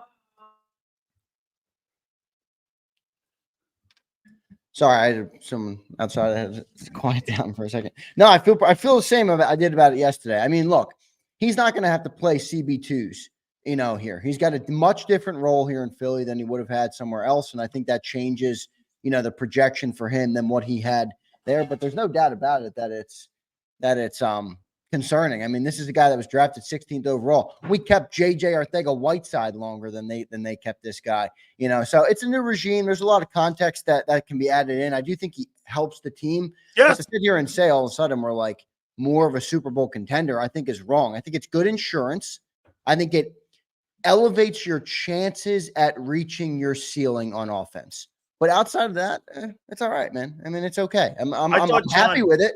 I'm happy with it. We did upgrade our wide receiver 3 room, but James Jones is in here. He watched them. I mean, he's a Commander fan, obviously. James, what did you watch from Jahan Dotson? I think he's a good piece. I think it's good for a wide receiver 3, but there's definitely some concerns with the guy. I don't think he's going to be a big guy. I think right what I said yesterday. I think he's going to have 400 yards, somewhere in that range. And he's just got to catch the ones that we throw to him. That's the most important part about it is answer the bell when it's called, or else you're going to be useless, basically. So. Well, here's something John said that's right. You can't just extrapolate 500 yards. He's in a 2 role. He's going to have twice as few passes thrown to him than he did when he was in the 2 role in Washington. Well, here's something too I'll give you, which I think you'll appreciate. Because I know you remember earlier in the offseason when you talked about what you would do with guys like A.J. Brown and Devontae Smith. And you talked about moving them into the slot and being able to move them around. Even if they don't go to this guy a lot, it gives you the ability to move receivers inside, outside. Versatility. Right. Versatility in the offense, which I think will play a big role in what he can do here. So from that perspective, I like it, but I don't think he's going to be an impact player. That's my thing with it. And then you do go back to the defense thing, but it's tough to do that because you don't know the context. Like if the trade for defense wasn't there, you don't want to say don't make the move just to improve the defense, but you couldn't improve the defense, so. No, I'm not making a shitty move just to make a shitty move for a defensive football player. Right, exactly. So like if the move wasn't there that made the defense that much better, then it is a good move. Look, it's depth and insurance, and you send a 3rd round pick. We could argue that you shouldn't have sent a 3rd round pick for depth and insurance on a $175 million offense. You could also argue it's a great thing to do when you're trying to get to a Super Bowl. So I see both sides. I understand both sides. I'm Awake has been on my ass. He's like, come on, man, this is bull. I'm Awake. I just don't love the deal, man. I like it. I think it's solid.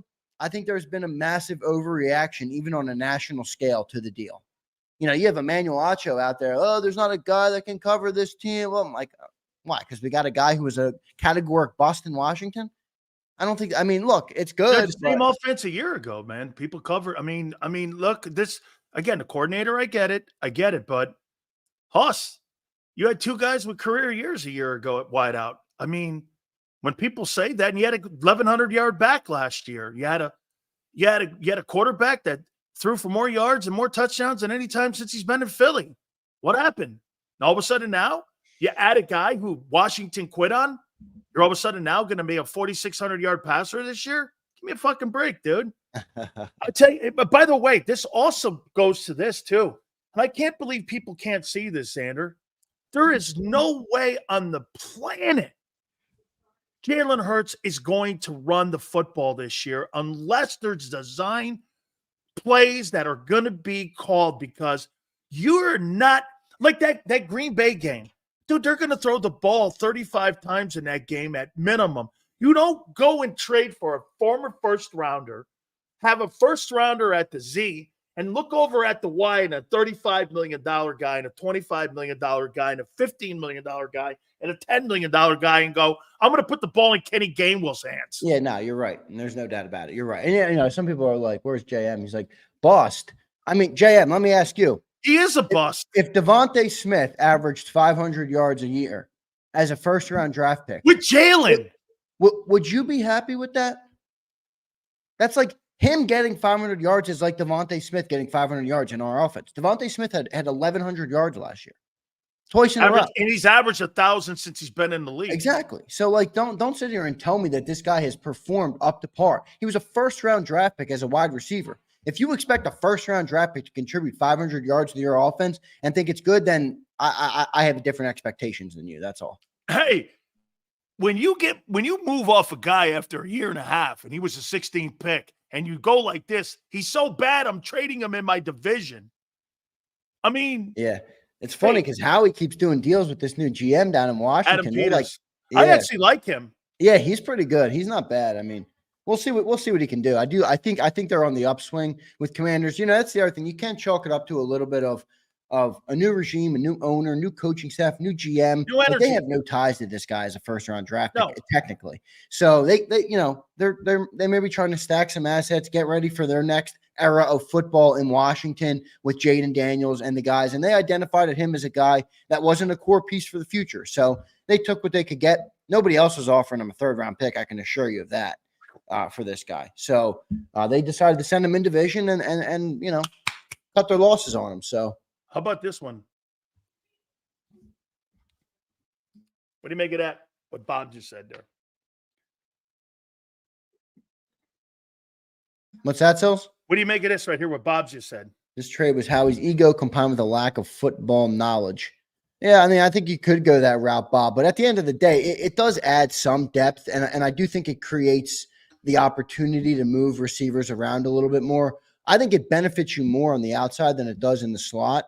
because the guy is typically an outside wideout. So that I can move AJ inside anytime I want now. Kellen's probably oozing out the mouth right now, drooling, because he knows what he's able to set up with these wideouts. But overall, I wouldn't go as far as you went there, Bob. I love you, Bob, but I wouldn't go quite that far on calling it a total lack of football knowledge and an ego move. But there's definitely some of that. No, but I think what you said there, Xander, is this. He probably looked at linebackers and edge and said, no, that's not a move I want to make, and went to the third option move. See, this is where if I can upgrade the third wide receiver position, which he did, and he's not paying him. It's $1 million.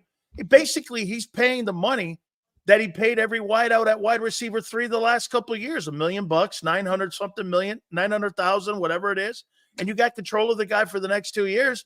I mean, dude, if you signed a veteran wide receiver, you'd be paying more. Yeah, no doubt. I mean, that's where I agree with Bob. You don't give up a third for depth. You could argue it's a little much. Now, they got back a 5th. The 7th, I don't care about. They did give up the better of their third rounder. So, people are like, they still have a third. Well, I would have rather had 2. But, look, I'm not going to knock them. I'm okay with the move. And just to, Uncle, and thanks for the super chat, man. We appreciate it. He says, look at who was thrown to Jahan Dotson for the last couple of years. Let's be cautiously optimistic.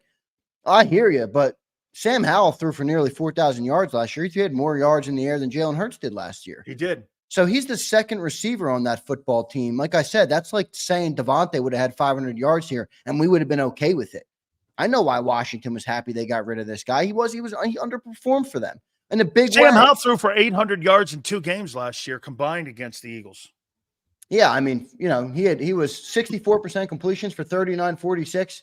And 21 touchdowns last year. And I threw 21 picks. I'm not saying Sam Howell's this great quarterback, but he did have some yards. I mean, come on. How many yards did he throw for? Did he throw for $4,000? 39-46. So 54 shy. So a little bit more than Hurts did, right? And that's Sam Howell. Yeah, a little bit more than Hurts. Yep. And he's a backup. Man. All right. Hey, by the way, I love the guy on the other end. And I do think Adam Peters now in that Brandon Aiyuk trade now, because I think that's going to be part of a package for a third rounder in there with a first rounder. They're going to demand. Look at this clown cells. No standards on his team. Negative ass. I have this team winning 13 games this year. I have this team going to the NFC title game. I don't agree with you on one trade on August 22nd, and I'm a hater. My man, the world doesn't revolve around you and your opinions. That's crazy for you to say that. I'm a diehard Eagle fan. Just because I don't love the move. Welcome to my world. I mean, are you kidding me? You got to be kidding me, DRC. I love you, brother, but you got to be some people in here want you waving your Rob Ellis fucking pom-poms. That's what they want you to do, your Mike Missinelli pom-poms. Yeah, that's what they want. Or you're crossing broad pom-poms, losers. DRC says he's not a clown. Now, you're not a clown, DRC. I'm just coming at you for shitting on me. It's all good. We're boys. DRC knows that. Relax, kid. Hey, it's football, man. We got to disagree every once in a while. You're here on this show, and you're a major part of it, so shut up and sit down. All right. Now a question for you. Offense. What do you think the biggest strength is on this football team as we're 14 days out to Green Bay in Brazil? Got a final exhibition game tomorrow against Minnesota. What's the strength, in your opinion, of the offensive football team? It's funny. Everybody's going to be like, what the hell? But it's the wide receivers. I mean, now you just solidified that you have more depth. You have the two. I would say that A.J. Brown, Devontae Smith are the best duo in the NFL. There is not 2 receivers. Now, people say Miami with Waddle and Hill. I'll take my 2. Thank you very much. The Niners guys, Aiyuk and Deebo Samuel, I'll take Brown and Smitty all day. I think they're the best top 2 wideouts in the league. Now, you think they're better than Dotson, Higgins and Chase? I'm not high on Dotson, but it does improve the depth of the room, which was a concern, and they did answer the bell on that. And I would say that, and then I would say the quarterback. I mean, I think Jalen Hurts is under. I think he went from overrated in 22, where everybody drank a little bit too much Kool-Aid, to he's now severely underrated. This is a guy who has gotten better every single year of his career, who's got talent Except all a year around ago. him, who is working his butt off, who has showed already through camp he understands where he went wrong last year, turning the football over. I think he has a massive year this year. I said it yesterday. I said it on a bunch of shows through the offseason. I've continued to say it. I think it's Jalen Hurts' year this year. I think he could be an MVP caliber, MVP candidate this year. You think the Eagles have a better wide receiving core than Higgins and I Jamar do. Chase? I do. I think A.J. Brown's better than Jamar Chase. Now, many people won't agree with that, but call it a pick 'em. I'm taking Devontae Smith over T. Higgins every 10 times out of 10, 100 times out of 100. So that gives me the edge over the Bengals. If you want to argue Jamar is better than A.J., it's not by a lot. It's marginal at best.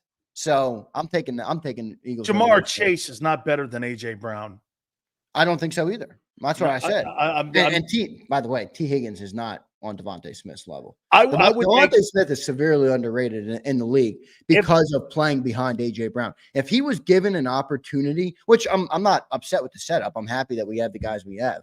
But if Devontae was a bona fide number one, like CeeDee Lamb is down in Dallas, he'd be putting up 1,700 yards a year.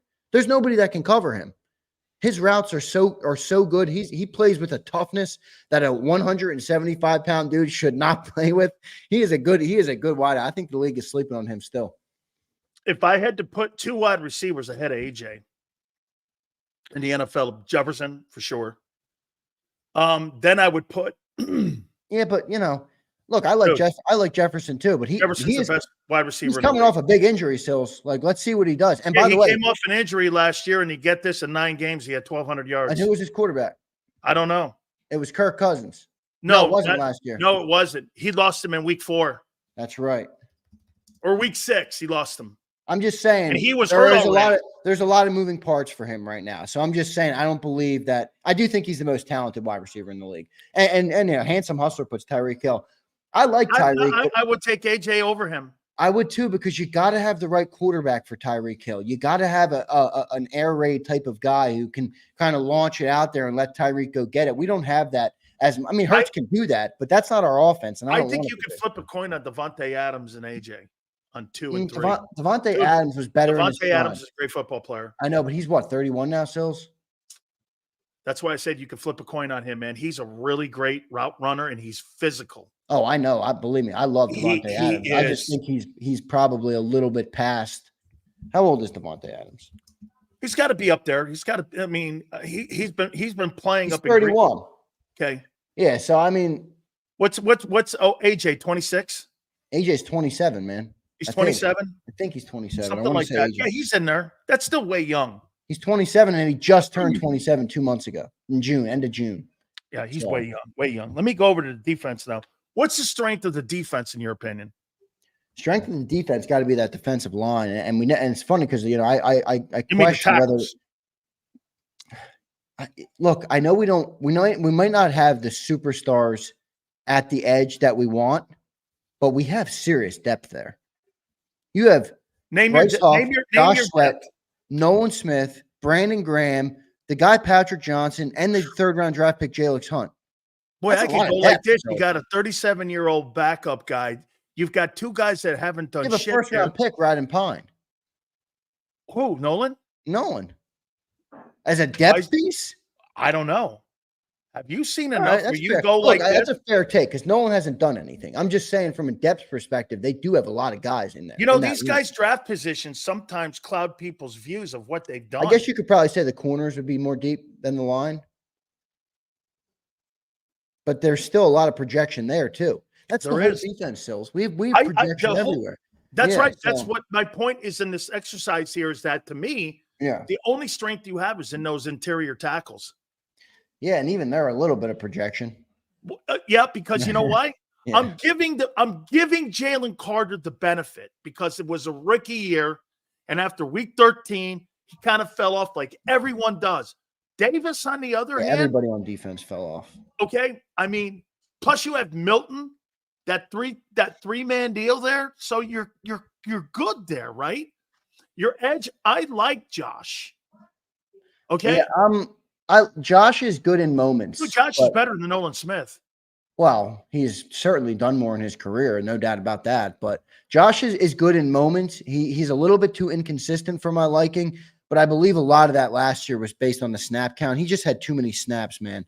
Remember, most people know he had that catastrophic injury before he was in the pros, and I just think he's a guy you have to keep the snap count low, and when you keep it low and you keep him, spry, he's better. You got to keep keep gas in the tank on Josh Sweat, but I like him. I don't love him. I'm good with him, but I'm not like he's untradeable, No. But I think he's a 3-down player, whereas I don't think he's Cup's definitely a 3-down player. I see what you're saying. He fits the mold of a 3-down guy a lot more than the other guys do. Yep. That's where I'd like no doubt him. about that. Here's one of the topics that I didn't get to because everybody's bitching at me about some stupid shit.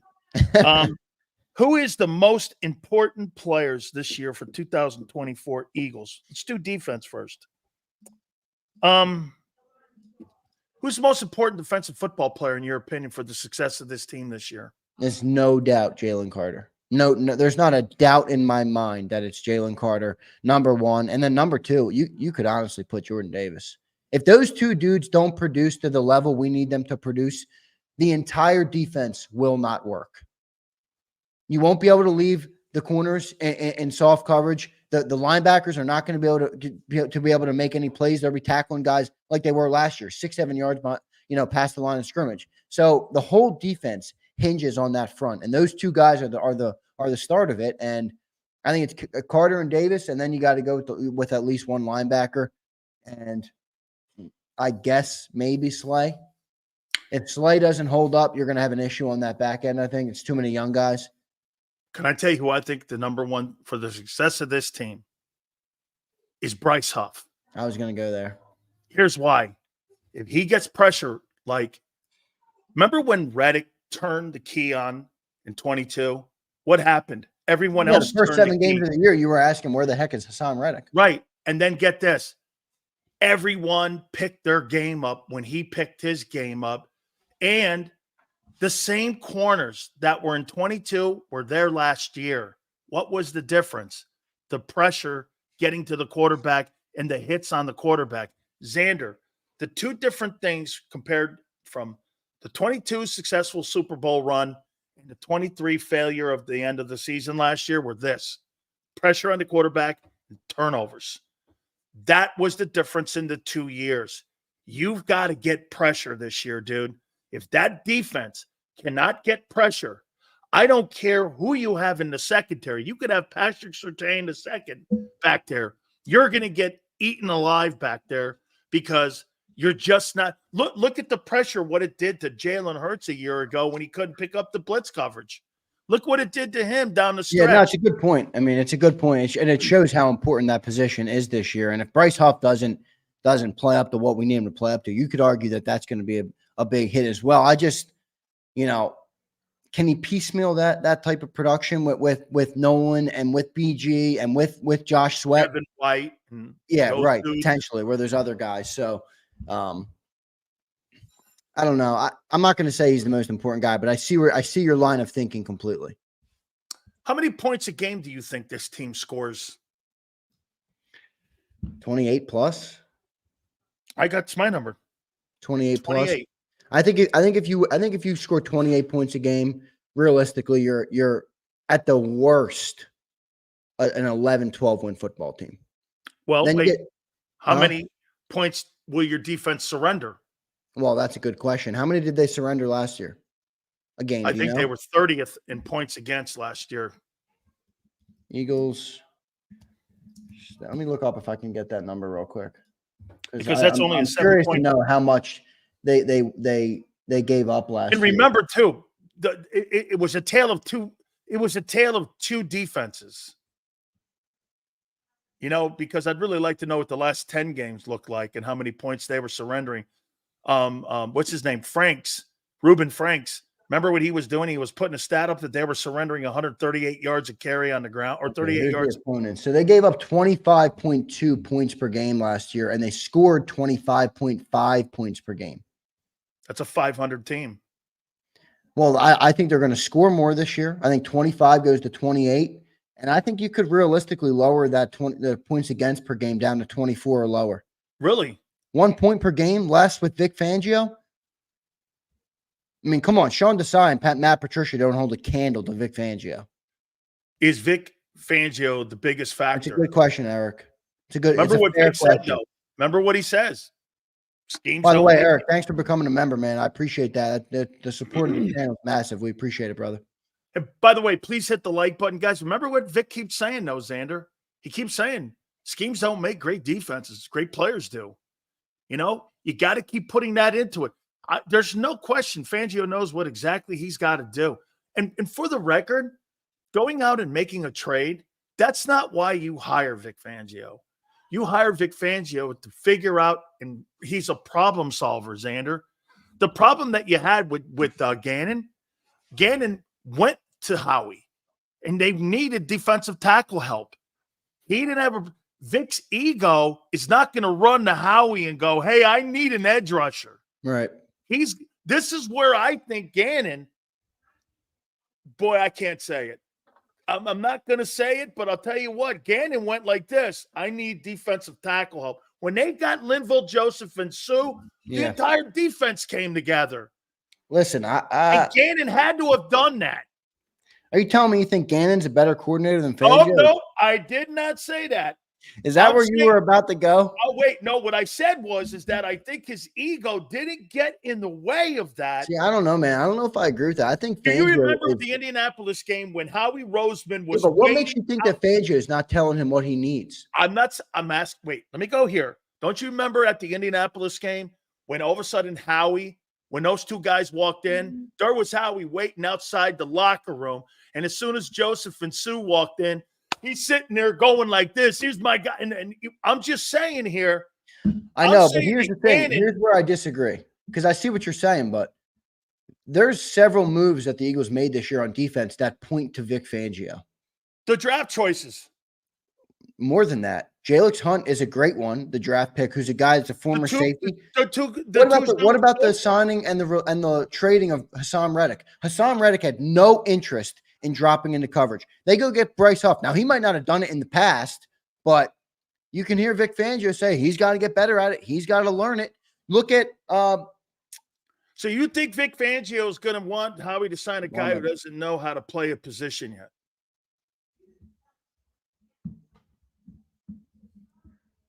What do you mean?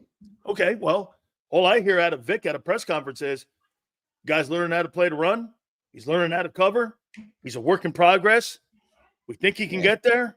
But, hey, you know what? He's not there now. The drafting of Quinyon, the drafting of Jalen. The drafting of Cooper, those were zone cover corners. And then you signed Bryce Huff, who was a younger guy that is more moldable or malleable, if you will, as an edge rusher. So I think they're going to listen to Vic Fangio. If he goes to them and says, I'm not going to have a better defense than a 25th ranked defense if you don't get me a guy, how he's going to do what he does and go and get somebody. So who do you think brought in wide receiver 3? Was that Kellen? No, I think that was Howie. I think Kellen, maybe they asked him about it. I think he probably, like I said, was drawn. Howie just added a guy to the team without talking to the coordinator? Well, no, I think he talked to him, but at the end of the day, you're not sitting here telling me Kellen Moore's got more say than Howie Roseman. No, I'm saying that this is that Howie's Kellen Moore can look at Howie and say, hey, take your 3rd round pick and get me a wide Howie's receiver. in the coaching meetings, listening. That's how he makes his assessments. Maybe. He's in the coaching meetings. There's potential. Because guess this, like you said, if you're sitting in a meeting, Xander, and you got Howie Roseman in there, and you hear even Jalen saying it, and he's in there, and you hear the wide receiver coaches, and you hear the offensive coordinator, and you hear even Nick going like this, look, yeah, no, man, I don't know, man. We don't have anybody at 3 here, and I don't think we got a guy in the room. They're not going to tell the public the truth, you know that. But they're going to be looking at one another and coming to Jesus conversations. Howie's going to go like this. All right, well, if there's a viable trade out here, what do you guys think? Do I think it went down like that? Yeah. He probably didn't have a guy at that time. Yeah. And then he found the guy. Maybe. Maybe. I don't know. I'm not going to go there. I don't think he just parachutes a guy in and goes, here's a guy. He doesn't. It's obviously a collective conversation, but Howie's the guy pulling the trigger when you're sending a 3rd round draft pick. And wait a minute, though. I will to your side. Last year, when the Cowboys made the deal for Trey Lance, Dak Prescott walked in and went, "Who the fuck are you?" He goes, I'm Trey Lance. He's like, what? Nobody in the building knew that Jerry went out and made a deal and put Trey Lance on the Cowboys. Nobody knew. Nobody knew. My point is, I don't think it was all Kellen. I think it was a collaboration. I think they were in work, and Kellen said, look, if you can get me a guy, I'll take him. And Howie went to work and found the right deal, felt comfortable with what he wanted. Ultimately, Howie's making that decision, though. If you're sending draft capital for a player, Howie Roseman has the final say. That's a fact in Philadelphia, and I have no problem with it because I think Howie's done a pretty good job at managing his draft picks in recent years. So, JM does bring up a good point because Kellen did kind of prove that he wasn't, Kellen implicitly stated he did not say that, JM. You know that. But he gave the big word salad. It's been a lot of fun and all this crap. And, he did not say that. I kind of like JM's take, though, because JM is reading between the lines a little bit where Kellen's up there like giving you this. But not Sills, JM. You can read between. Yeah, JM is right, though. He said fun, Sills. This is what Kellen Moore said when he was talking about the wide receiver 3. It's been a lot of fun or something working with all those guys. Staying in a coaching meeting when someone goes, this is fun. Yeah.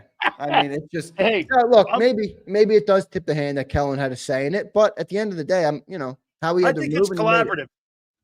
I think it's collaborative, and then Howie makes the call. It's not. Yeah, everything's a little bit collaborative for sure. But the third rounder, dude. I guess they got back a 5th, right? That's his call for sure. Yeah, I thought a 3rd was steep.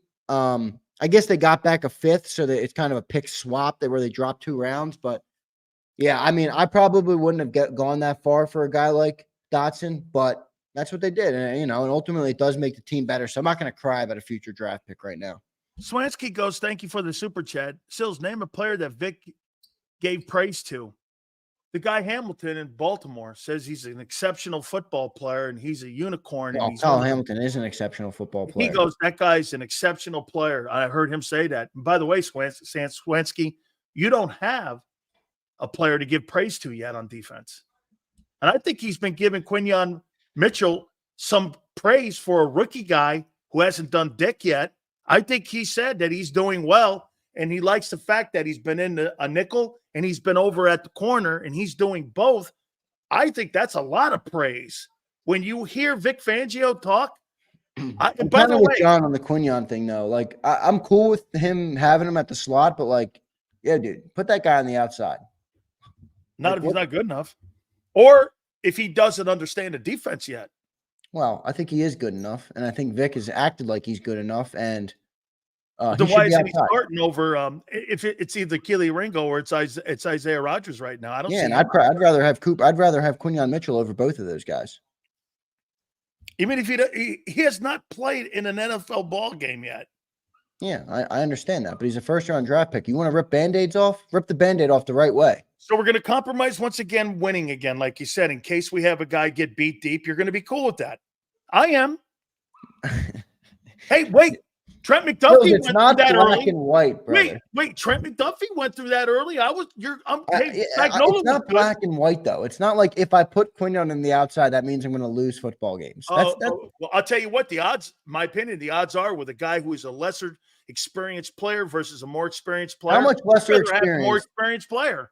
The guys that he's going up against aren't that experienced. Got you to the Super Bowl in 22. You got a lot of talent on this team. That doesn't necessarily mean you're going to get to the Super Bowl. I picked you to go to experience, though. We had a lot of experience last year on the team. I put 2000. Well, not when you lost. Go ask the Eagle fans. Top tacklers, 5 of your top 6 tacklers last year. I said no way. Yeah, but go ask Eagle fans about the experience they had on the back end last year. James Bradbury's experienced. Slay was experienced. Slay didn't have his best year last year. All the dudes. And you lost 11 sacks in the middle, and you lost 350 tackles in the middle, right? Well, Fletcher Cox was still there.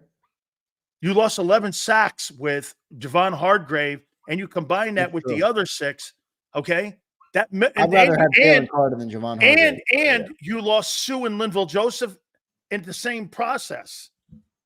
Who were your run stoppers? Okay, hey, I say this about Barkley. Finally, here's Xander. I say this about Barkley. For some reason, I don't know why, but I think Saquon Barkley is going to be the instrumental dude in this offense this year. on how they're going to move the sticks, because if I'm a defender, Xander, and I don't want to be predictable like I was last year, if I'm a linebacker or I'm a coordinator and I see the offense looking at me, who do I fear more? Well, I got to stop the run. Okay? I got to stop the run. Passing game, how many times do you see teams throw for 500 yards and lose? A bunch. How many times do you see a team run for 200 yards and lose? Barely ever.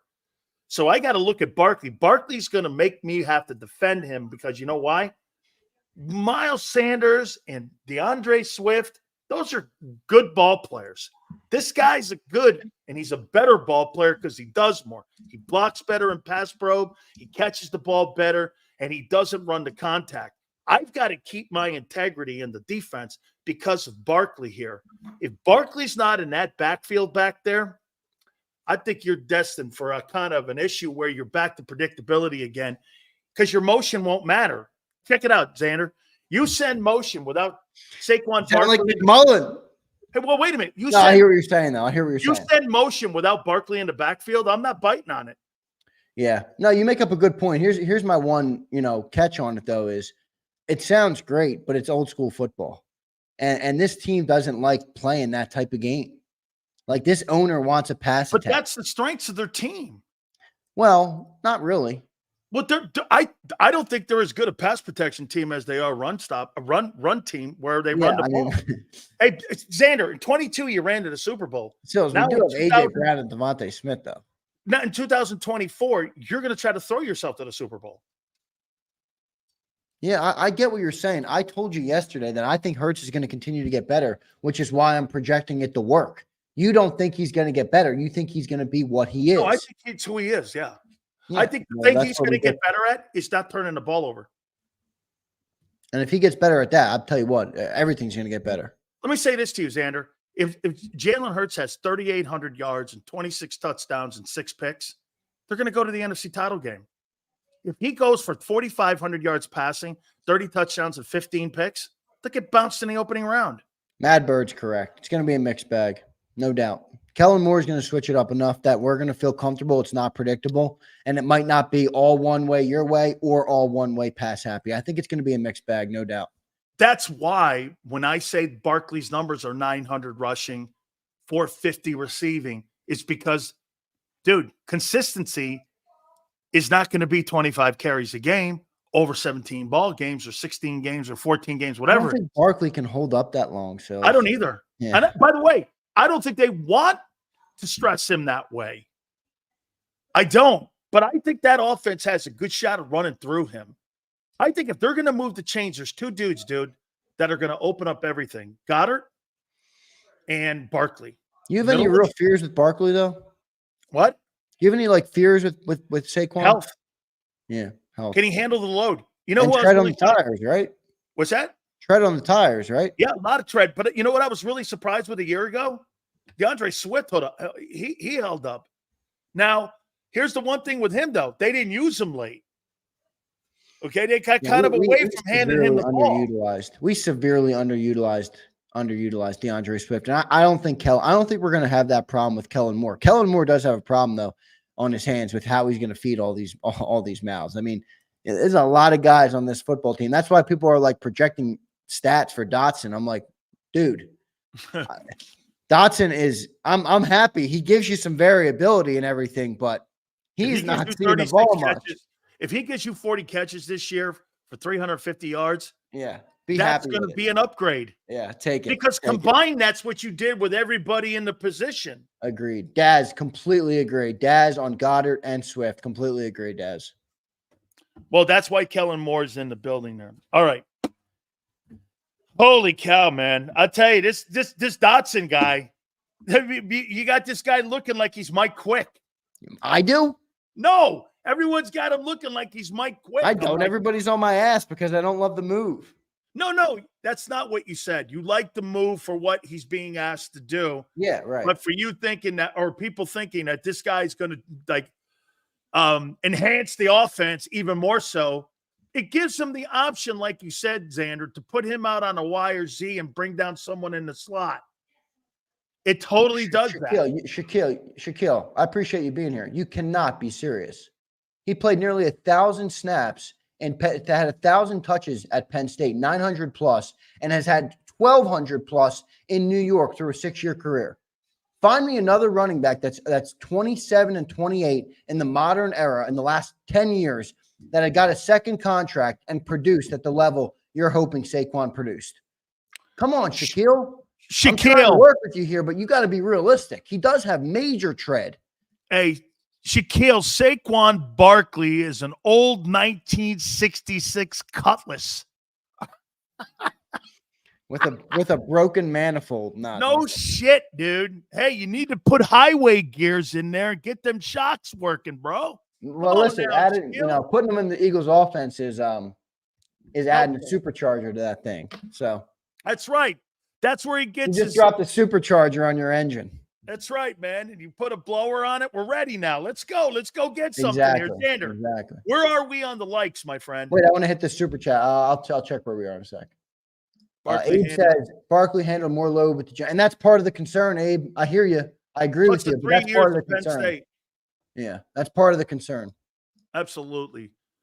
Xander, where are we in that like list, man? How about yesterday, dude? We got over 600. Oh, my God. The show was absolutely on fire yesterday, Big Sales. 215, man. 215. Just jumped up a little bit. Good stuff. Fantastic, guys. You guys are absolutely killing it. By the way, bottom of the hour, we're going to do some national news and go around the NFL. It's the final election. Hey, real quick, what are you looking for tomorrow? The only thing I'm really looking at is Cooper DeJean tomorrow. I want to see what he looks like. I'm not really looking at much. Yeah, I mean, Cooper DeJean's a good one. I think there's a couple guys. Maybe that depth on the O line, I think, is a solid Trevor thing Keegan, to look at. Is he playing? Yeah. What's that?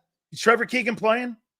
Maybe. I don't know. I haven't gotten the update on his injury. He wasn't back out of practice though after that, so maybe not. But you're going to look at that guy Nick Gates, who John thinks is going to make the team. There's some questions on the depth on that O line for the first time in a little bit, so.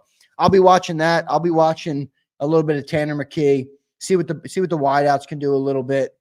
Maybe even a little Will Shipley in there tomorrow. He might get some stuff. Other than that, though, not many. You're not going to see much tomorrow. You think that's going to be an all Tanner McKee show? No, I don't know. I mean, maybe, but they might also play that Will Greer guy who's probably not going to be on the roster. So once he comes in, it's like, what am I even watching? But look, we'll be watching it. We'll be covering a bad job, but you're right. You're right. Like I said to you though before, there's only like 20 or 22, if you're lucky, 23 games, days a year that the Eagles are playing a football game. So yeah, I'll watch it. I'll enjoy it. No, I get you there too. And by the way, on that roster, you probably have 6 open roster spots. I mean, dude. Hey, and most of them are going to be made by the draft choices. There's a hard chance for you to make that. Dude, a team like the Carolina Panthers and a team like the Eagles, what do you think? Where would you rather be drafted? Panthers or Eagles? I'd rather go to the Panthers. You know why?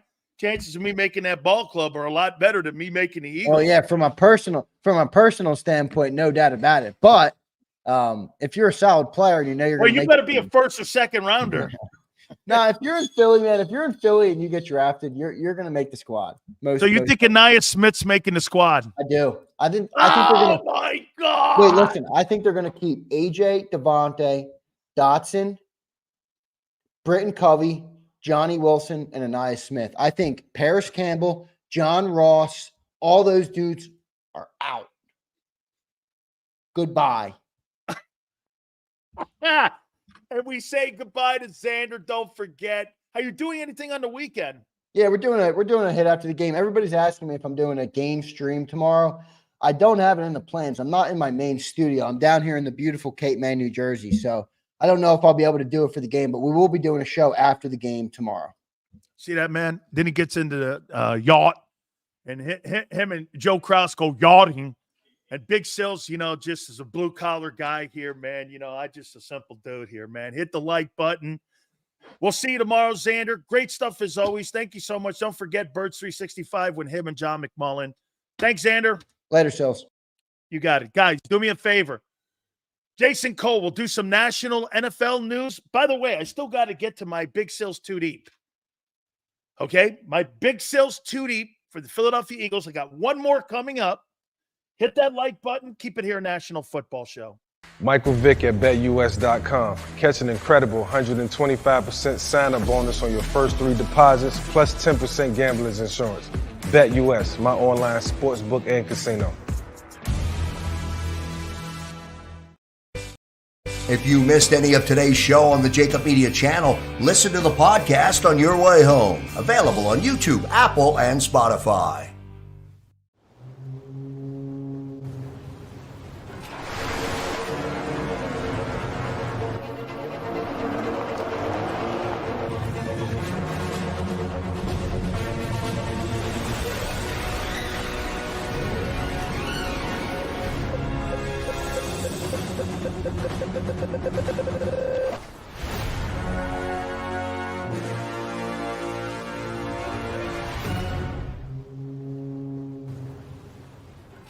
Heading down the shore. Have a ball once more. Here, imaginations run wild and time stands still. Because here, you can find the best of the Jersey Shore, all on one 5-mile island. So leave the old you behind and get lost in the woods. Wild, wild, wildwood days. Plan your stay in the Wildwoods today. They're carving them up and good play calling along the way. First and goal at the 6.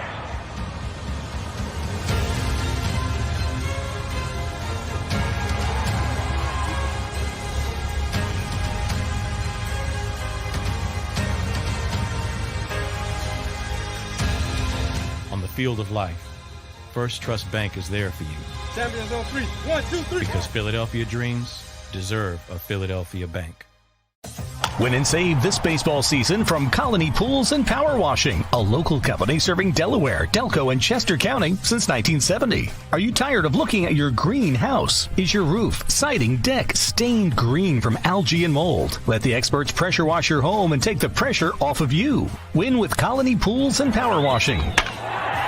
Call them now at 302-762-2250. That's 302-762-2250.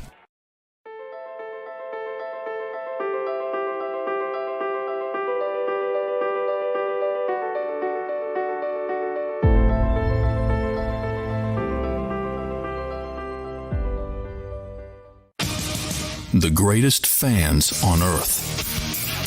It's a bold statement, but would you expect anything less from Philadelphia? 58 years of heartache creates a toughness, a grit, a resolve not found in most. Sure, our prayers were answered, but now that we've had a taste, we're looking for more. Pondley Hockey, official partner of the Philadelphia Eagles. EAGLES, Eagles.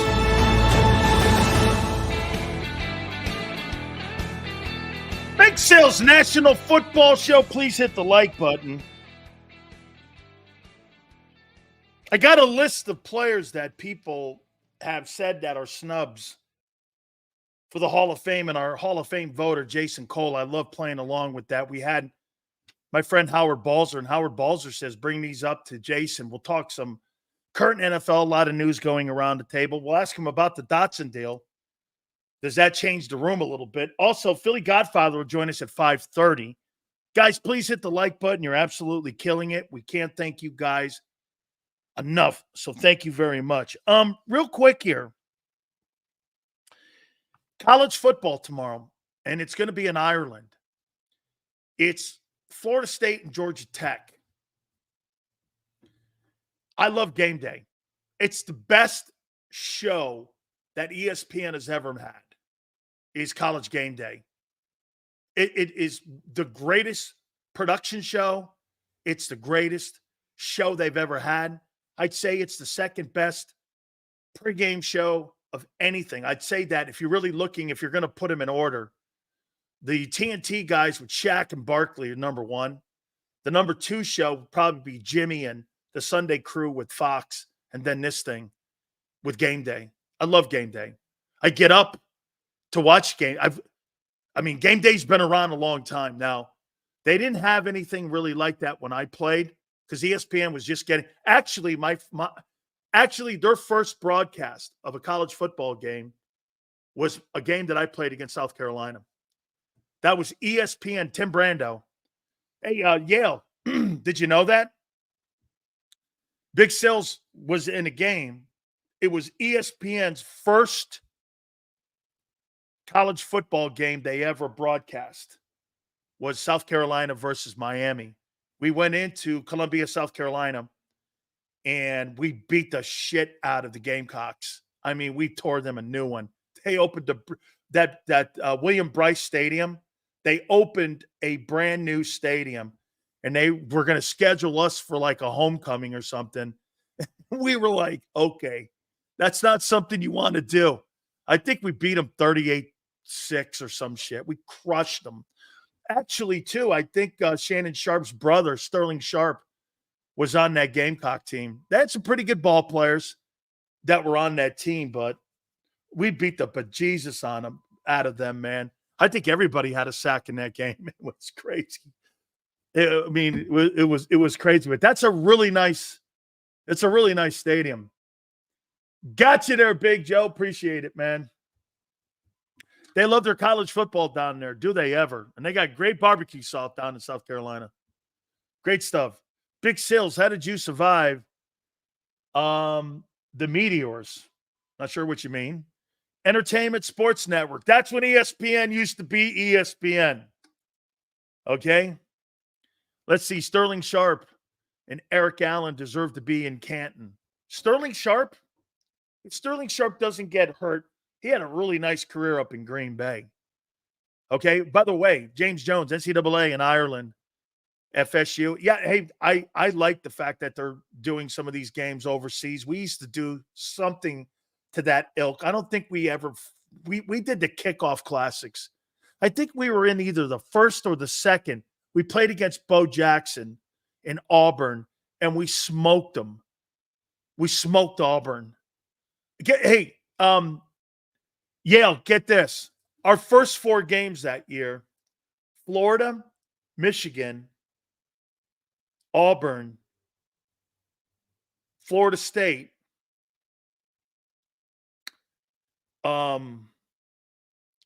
South Carolina. Then we played Notre Dame. This is in a row. We didn't play these like Florida A&Ms like they do now. Seriously, we started the year off one year playing the Gators, Michigan. No, Gators, Auburn, Michigan, Maryland, Florida State, Notre Dame, South Carolina, Pitt, West Virginia. These are all in a row. We were undefeated. I mean, it was crazy. Good, we were independent back then, man. Sorry, Sil. South Carolina barbecue's terrible. Alabama isn't either. Alabama's got some good barbecue. Torrey Hope. Talk to our friend Jason Cole, hopefully, at the bottom of the hour here. By the way, we still have the Big Sills 53. We're going to do 2 of these today and also right before the final cut down, too. So we'll do that. Your college schedule looks pretty good, though, too. Clemson and Georgia on the 31st. That's not this weekend. SMU, Nevada is probably the other game. Not too much so this weekend. But on the 31st, it's Clemson, Georgia, Penn State, West Virginia. When I was a young kid, that used to be a great game. Then, of course, UM and Florida. Big Sills versus Howie. Notre Dame A&M. And then on Sunday, you got Southern Cal versus LSU. I can't wait to see college football this year. College football's numbers have been insane great. You know what? Let me say this to you. I wish the Philly folks see. Look, the Northeast is not really a college football place. Let me show you this. Notre Dame used to run the entire Northeast. They used to be called Subway Notre Dame fans because there were no real big teams. Now, back in the 20s, like you had University of Pennsylvania, even Temple, Princeton, and New Jersey. Those places were really great because the Ivy League schools were good. Penn State, Mr. International. Penn State's probably the team that most folks in Philly root for would be Penn State. I'm sorry, man. I'm not politically correct. And I'll just say this to you. Penn State has never been the same since you fired Joe Paterno. It's never been the same. And the cast of Joe Paterno and the ghost of Joe Paterno resides over that program because how that whole thing was handled poorly. Wrong guy was blamed. Remember something about Paterno. I'll say it one more time. Is he responsible for those kids being molested? No. Is he accountable? Absolutely. It's his program. Your name's on the marquee. Okay? His name's on the marquee. It's his program. Anything that runs through your program, you're accountable for. If some creep or scumbag does things like that, whether you knew it or not, it's not really the issue. You're accountable to that. Okay? Joe, you really think Joe Paterno was going to enable a guy to sexually molest children? No way.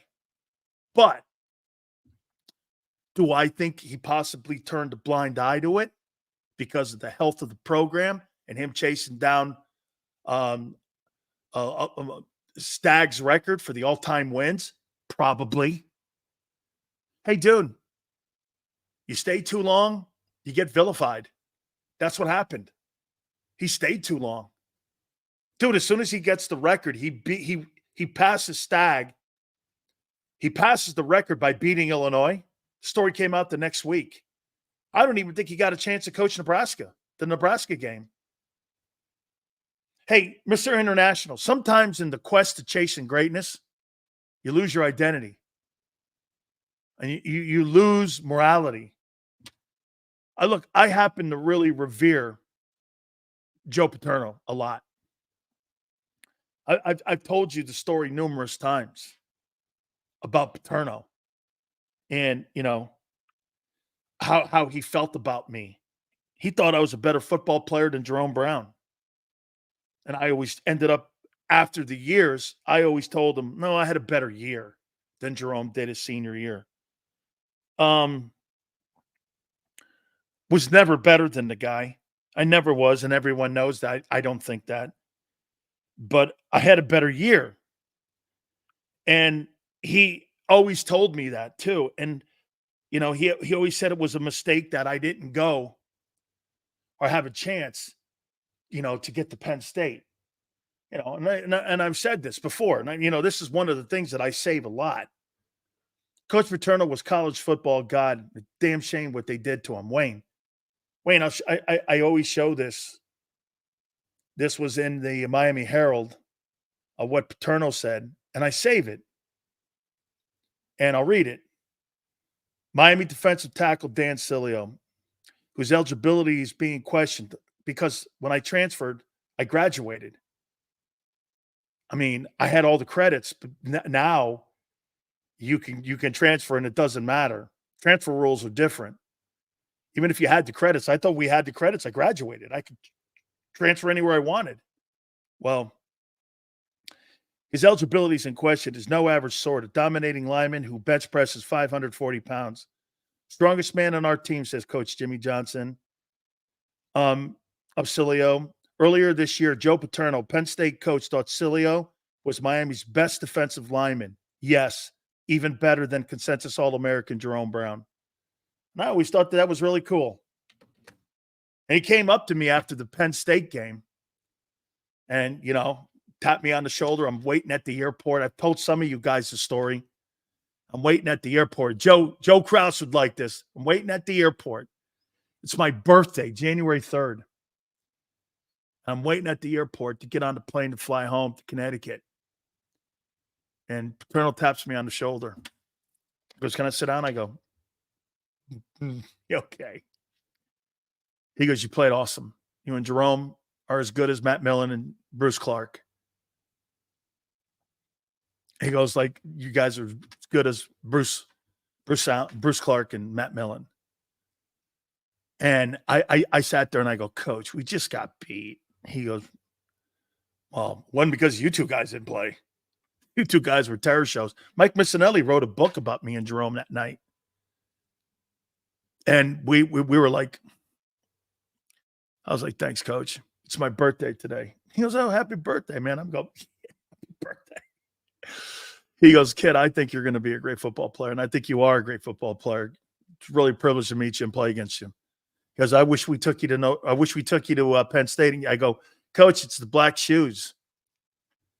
He goes, what do you mean it's the black shoes? I go, no name on the back of the jersey, and I can't have white shoes.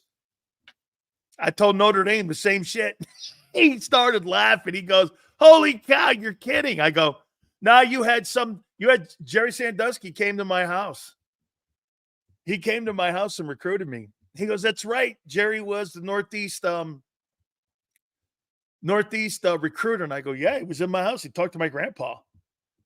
And so Jerry Sandusky's going, man, you're an Italian guy.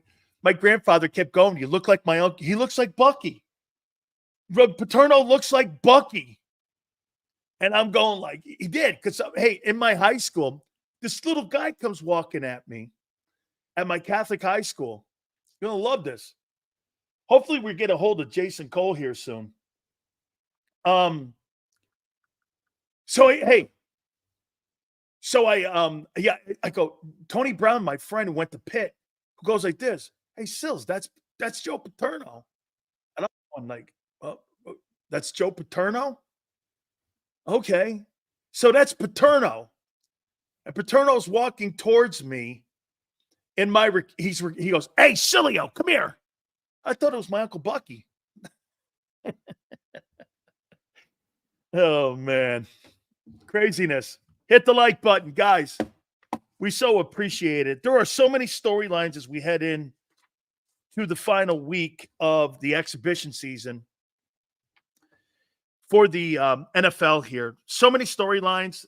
Teams are now starting to really jockey themselves and getting themselves in position. A guy that we love talking to, catching up with as we get ready to go into the NFL regular season in 14 days. Our friend Jason Cole. Jason, how you doing, brother? I am fantastic. What's going on, Dan? How you doing, Meg? I can't see you there. You got the camera up I'm there. almost there. It's just I was reaching for something that I dropped. I'm here. Gotcha. There we go. Sorry. Got you there. All good, brother. Hang on here. I got something here for you, too. Okay. That somebody sent this to me and said this to me about before we get going. Mm-hmm. Antonio Gates. Yeah. Hall of Famer or not? Eventually, yeah. Robert Mathis. Questionable. Jared Allen. Yes. Steve Smith Sr. Probably. Probably. Then he's not. Well, probably that he is. Oh, yeah. Okay. Yeah, probably. Yes. Darren Woodson. Kind of in that Mathis category. Safeties are really tough.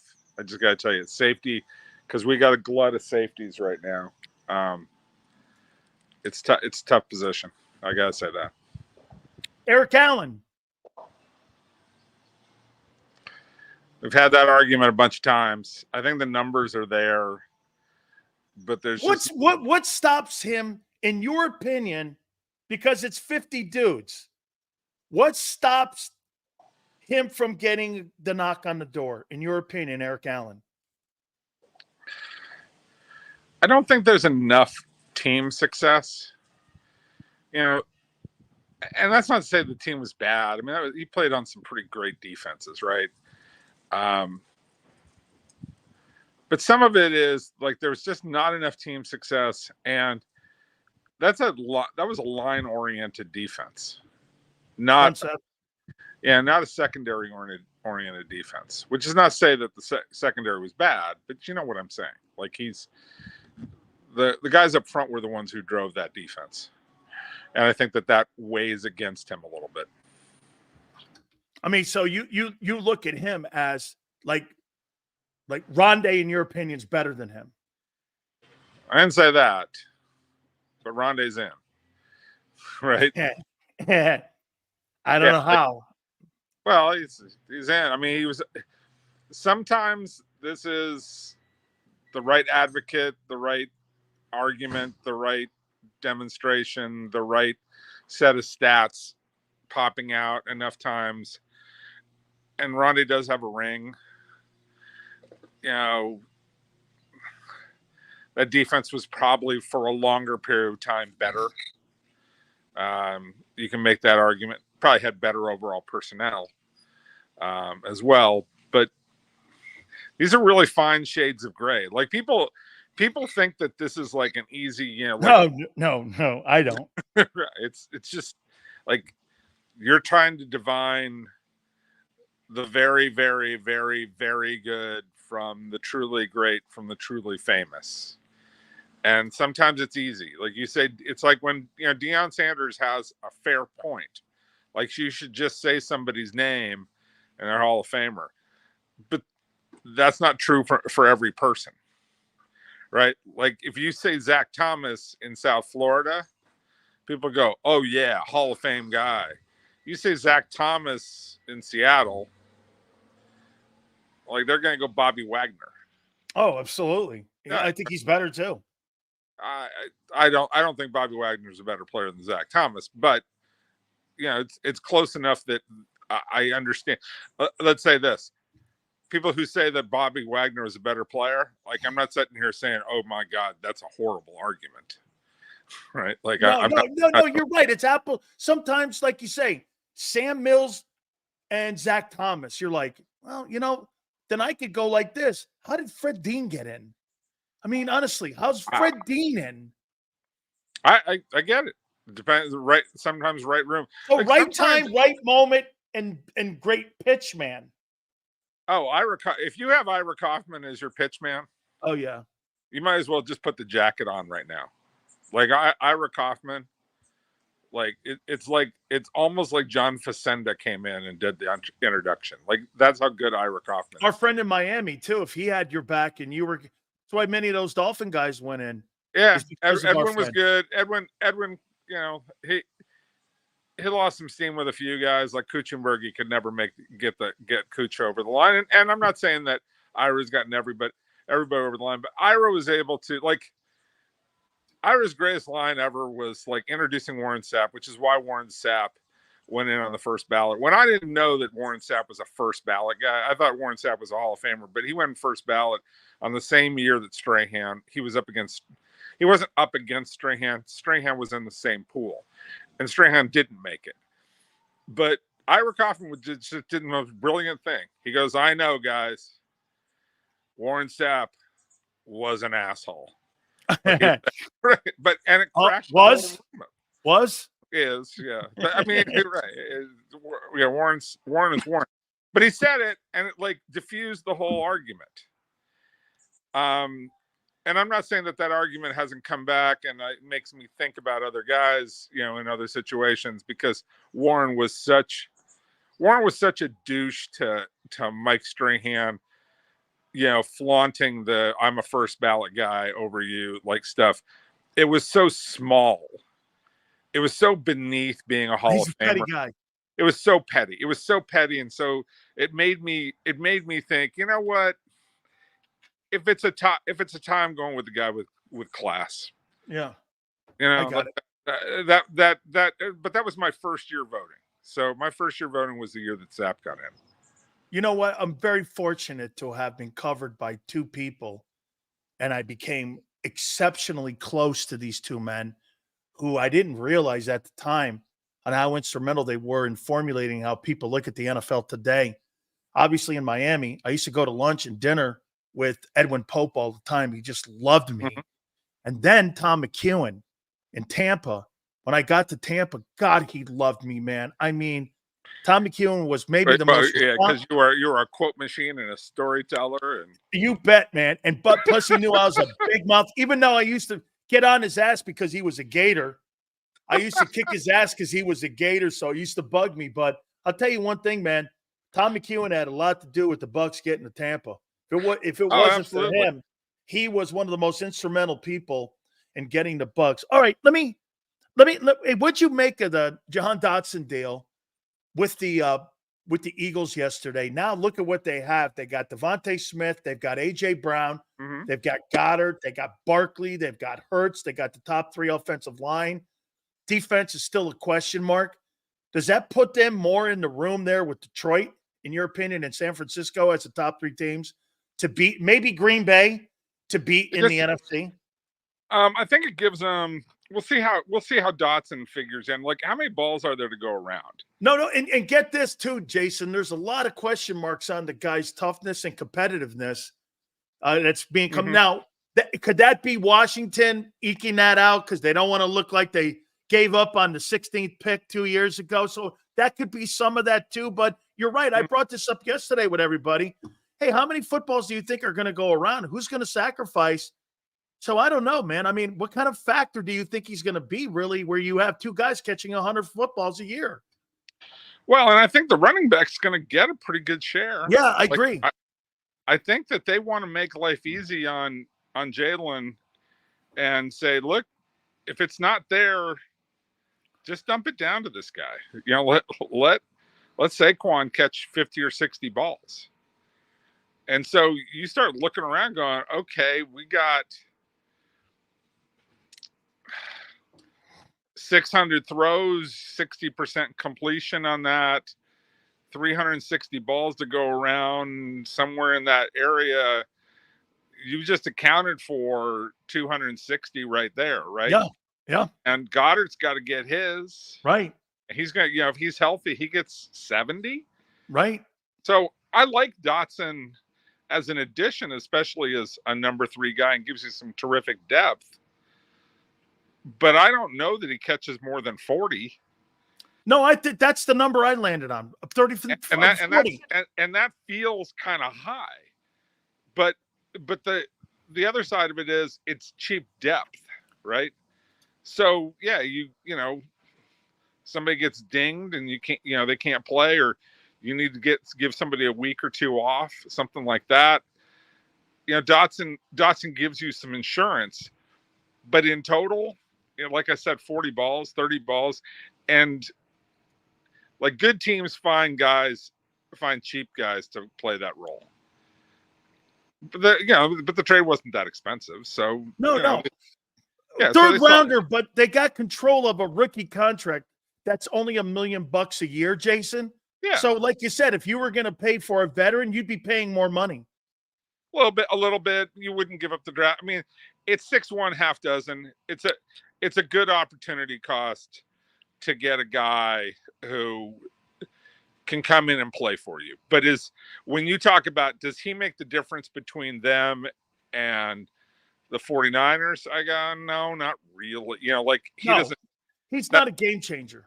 He's not a game changer. He gives you great insurance. It's the same thing as what the 49ers did when they took Pearsall in the first round. Now they have a long-term plan that, if everything goes well, they're going to dump, Debo in a year and get cheaper at wide receiver using Pearsall. That's why they went high. But, that still has to play itself out. But in the near term, they've got Pearsall. And again, if you look at Pearsall and you go rookie year, Pearsall, assuming Aiyuk is there and everything else, 40 catches, 50 catches. That's about what you get from Pearsall. That being said, the Aiyuk deal looks like with Adam Peters is back in play, because now you got a third there that you can send to San Francisco and potentially a third and a 1. And you're talking Aiyuk going to Washington on the other side of Terry McLaurin. Do you think that's a realistic thing, or because again, this is something that they wanted to do here. I mean, it's really weird, Jace. You move a kid that was a 16th pick in division because you wanted that third pick for something. Okay, now you got Jaden Daniels there. I mean, you're not trying to take pieces away from a young quarterback. You're trying to add things to help the kid have success this year. Do you think that Aiyuk deal is now in play again? Only in the most desperate of situations. You really are steadfast that he ain't going anywhere. Because I really believe that they want to get him done, and Debo's the guy they want to move off of next year. Next year. That's number one. Number two, you're trying to win a Super Bowl. Yeah. This may be the last year of your window, too, because the quarterback's got to get paid in the offseason. Right, and Kittle, I mean, the clock runs out on Kittle eventually. Yep, the clock runs out on McCaffrey eventually. The clock runs out. I mean, Aiyuk has the best chance to play out the next 4 years. So if I'm investing in him. And again, I always come back to, I know that Kyle Shanahan's sitting here going, God, we're paying so much money for wide receivers, and he's complaining about it. But he's also sitting here going, God, we've been so close to winning a Super Bowl a couple of times now. It gnaws at him. So I'd be shocked if they trade him. Maybe if he walks in and just says, I'm out of here. But Aiyuk would have done that already. Yeah. I think they would have took the Pittsburgh deal, because Pittsburgh's got a deal supposedly on the table for him. Yeah. And I'll say the other thing I always come back to, I think Brandon Aiyuk is a talented player. Don't get me wrong. I think he's every bit as good as Devontae Smith, maybe even a little bit better. Blocks pretty good. I mean, all those things. But he's better with Brock Purdy.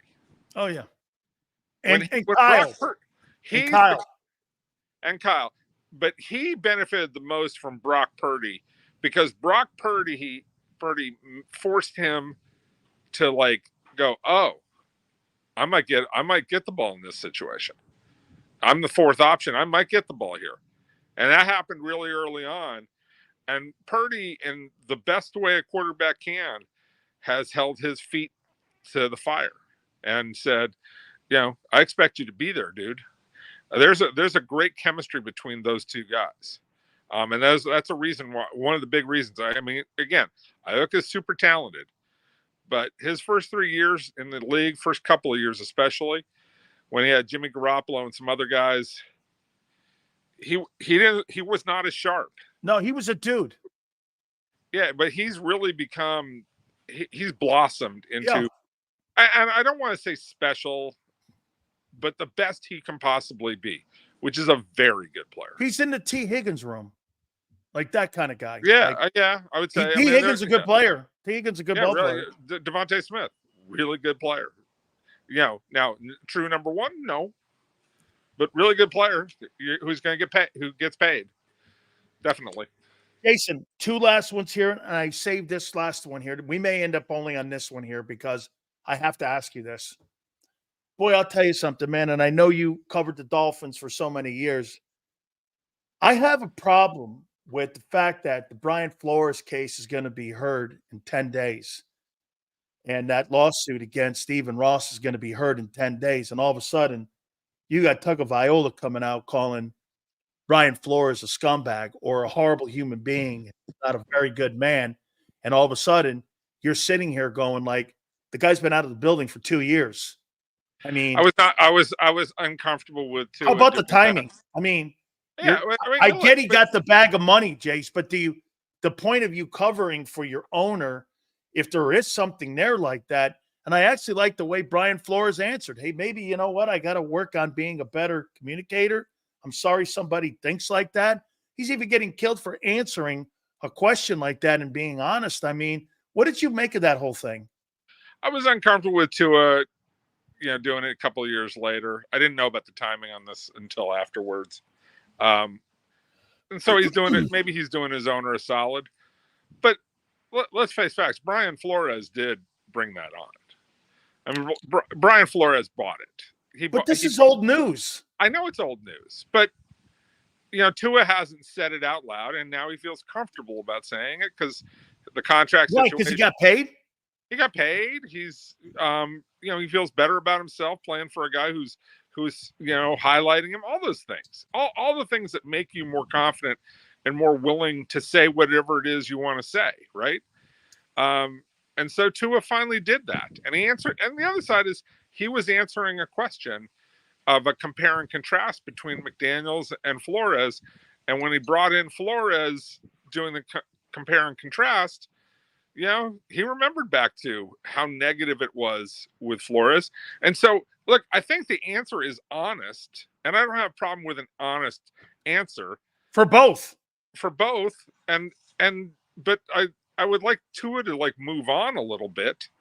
But and that's the biggest thing. It's like, look, dude, move on. You know, it's done. You played for Nick Saban. You know how hard coaches are. You know how tough guys can be. And look, Brian handled that wrong.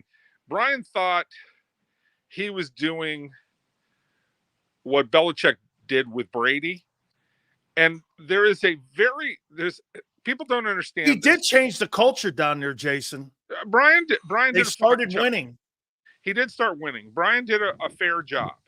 He just didn't handle the quarterback particularly well because he thought he was being like Belichick with Brady in some respects, and he didn't want the player, but he thought he was being like honest and tough guy. And Belichick could come in and say, Brady, you know, those plays really sucked. But there's a difference between saying those plays really sucked and you got to do better, and telling a guy, no, you suck. Like, I don't think you're very good. There's a very important difference. He wanted Lamar. Yeah, he wanted Watson. Yeah, Watson or Lamar. That's right. Those were the two names. He might have wanted Justin Herbert. I don't know who he ultimately wanted. And you know, it's all revisionist now. But the point of the fact is that when you're a coach, you can be a tough coach, even in today's game. I mean, I hear this stuff about, oh, today's players, you got to coddle them. That's not true. I mean, people in the 60s said that about guys in the 70s. Guys in the 70s said that about guys in the 80s. Certain human beings can really take tough coaching, and they like it, okay? And certain guys don't. But nobody responds to a guy coming in and saying, you really suck. You're really awful. I can't stand watching you play. They can respond to, that play sucked. Yeah, no. On that play, you were awful, man. You got to be better. And because there's a difference between saying you're incapable and saying you're capable, but you didn't show it. You know, Jace, Joe Madden, who used to coach the Rays and obviously Major League Baseball, the Cubs won a championship. I talked to him last week. I love him, man. I talked to Joe last week. He is awesome. Hey, he used to come on my program in Tampa all the time, and I asked him, I said, this is to your point. I go, how can you be so critical and so like right in somebody's face? He goes, the only way you're going to be able to coach people is this. You have to have a personal relationship with every 25 guys in your dugout, because when you go to them and you're not with a personal relationship and you start screaming at them, it's going to be destructive. When you go to them and you know something about them, that's why they used to do those theme nights and travel, and they used to try to get together and know who they were. Joe says it's easier to manage or coach a kid when he knows you're coming from a place of love and you want to get them better versus a place where you're just screaming at them. And Brian probably came at him, and that's what was said to me by Armando Salguero down there. He told me, he goes, hey, the guy should just scream at him, go like this, that fucking sucks, kid. And everybody right in front of him. He used to just go like, and he'd send him text messages saying, yeah, how bad he had to practice. Right. Flores needed to learn the art of coaching and the art of interpersonal relationships. Like for as tough as Jimmy Johnson was, as tough as Nick Saban was, do you know one thing that they have in common more than anything else? What's that? They're both psych majors in college. Oh, you know what's funny? You know what I never realized what you said? I never realized how hardcore my coach was, but I never heard him say one negative thing about any player at all, ever, except you need to do better. This is where you are in the totem pole. Jimmy told you that you're here, you need to get here, or you won't be here. All that stuff. He wasn't telling you something you didn't know already. Holy shit. I've got to play. He goes, you got to play better. You're not making this 53-man roster, 47 back then man roster. You're not making it. And that is hardcore because you know why? Jason, as you know, most people would rather be lied to than told the truth. And that's what makes Saban and him different because they look at players and go, I don't have to scream at you to go, you're not making the team. Yeah. Tony Dungy is another guy. Tony Dungy was like, he's not a screamer at all. Tony just, he walk up to guys. I still remember the story Lamar Thomas tells about, when they had to cut him. And Tony starts talking about it. Tony's, admitted to this story. He goes, he starts talking to Lamar. He goes, I prayed on it. I prayed on this. And Lamar's thinking as he's saying, you prayed on it. Oh, I'm good. You talk to God. Everything's all right. And then he goes, I prayed on it. And I go, we got to let you go. And Lamar's like, okay. Well, the man talked to God. The man talked to God. I can't really argue with that. Yeah. Well, I remember somebody trying that on Jimmy one time when they said that, Coach, I really, me and my family prayed on it. Well, Jimmy goes like this, no disrespect, but God didn't talk to me about it.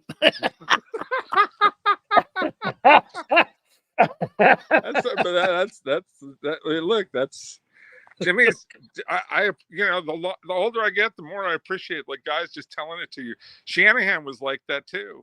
Guys were really special coaches. Like, I'm not here to waste your time. I'm not here to waste your time. And I want you to be better, but if you can't, I got to move. I got to go. And guys like that, they win. Absolutely. Like Dave Wanstead wanted to be everybody's friend. Wanted to be tight with. He wanted everybody to love him and think he was a great guy, and he was a horrible head coach. Horrible head coach. And I hate to hear you say that, but it's true. I mean, look, yeah, okay. Wanstead, hey, look, he's my people guy. love Dave Wanstead. They love Dave Wanstead, and they swear by him. He's a good guy, and I get it. He's a good guy. He and I don't get along. Because I saw through his BS. Did you do write shitty articles down there on him? Oh, of course I did. Because they wasted 4 years. Well, that's because you went from Shula to Johnson to Dave. I mean, I understand. I love Dave, but he wasn't good enough. No, he wasn't. Great guy. Everyone. Great coordinator too. Excellent coordinator. Because you know what? He was. He was the good cop to Jimmy's bad cop. Yep. He could get he could heal all the wounds from Jimmy ripping everybody, and he can come and get guys, pat him on the back and get him going again. And that was okay and they were good cop, bad cop. It was perfect. Jason, I never realized what you just said there because Jimmy, I said that you never got on the players, but man, oh God almighty, he would rip Butch and Norv and Dave and Campo, Tony Weiss, he would kill those guys in front of us. Mm-hmm. And we as players thought, well, shit, man, I don't want Butch to get his ass kicked. Yeah. So, let's go out and we took that because we didn't want our coach to get screened. Jimmy would undress these guys.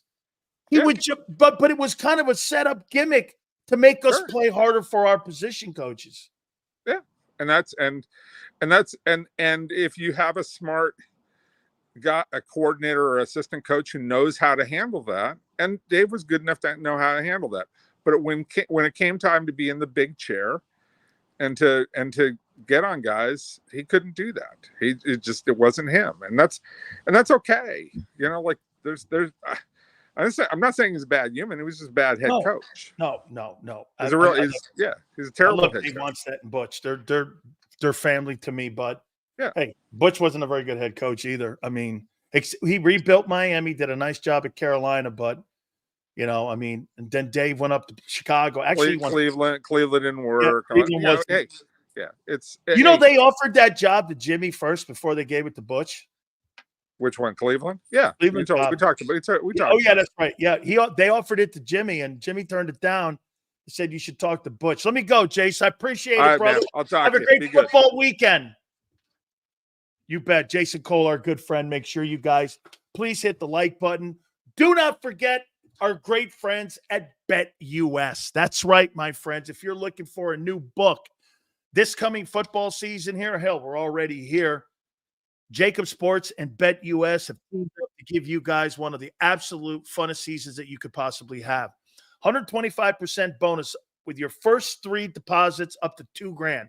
Simple as that. Plus, 200% in crypto deposits for you to have also a great time throughout the football season. Go to betus.com.pa. That's betus.com.pa. 24/7 personalized service. Live wagers on all major games. Fastest payouts. Absolutely in the business. This is where you want to go. What a great, great place for you to have a time this football season. That's betus.com.pa. That's betus.com.pa. And do me a favor, tell them Big Sil sent you.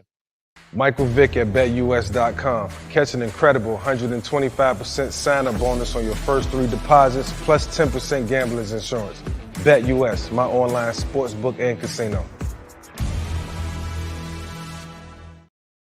If you missed any of today's show on the JAKIB Media channel, listen to the podcast on your way home. Available on YouTube, Apple, and Spotify.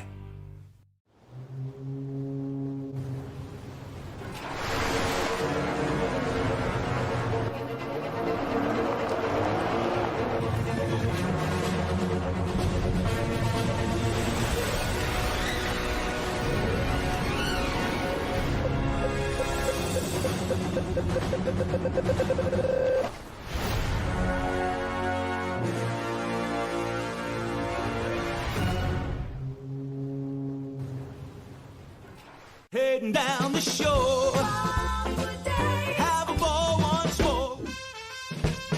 Here, imaginations run wild and time stands still. Because here, you can find the best of the Jersey Shore, all on one 5-mile island. So leave the old you behind and get lost in the woods. Wild, wild, wildwood day. Plan your stay in the Wildwoods today. They're carving them up and good play calling along the way. First and goal at the 6.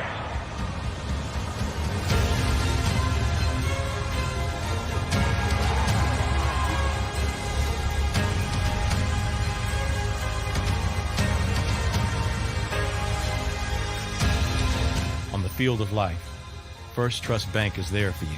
Champions on 3. 1, 2, 3. Because Philadelphia dreams deserve a Philadelphia bank.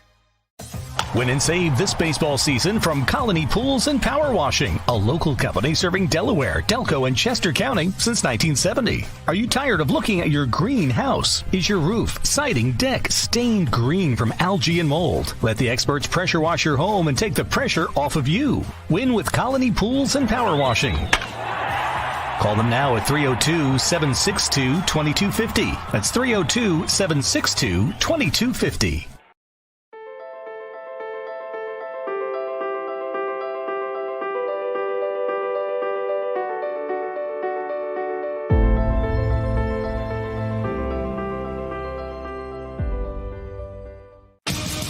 The greatest fans on earth. It's a bold statement, but would you expect anything less from Philadelphia? 58 years of heartache creates a toughness, a grit, a resolve not found in most. Sure, our prayers were answered, but now that we've had a taste, we're looking for more. Pondley Hockey, official partner of the Philadelphia Eagles. EAGLES, Eagles.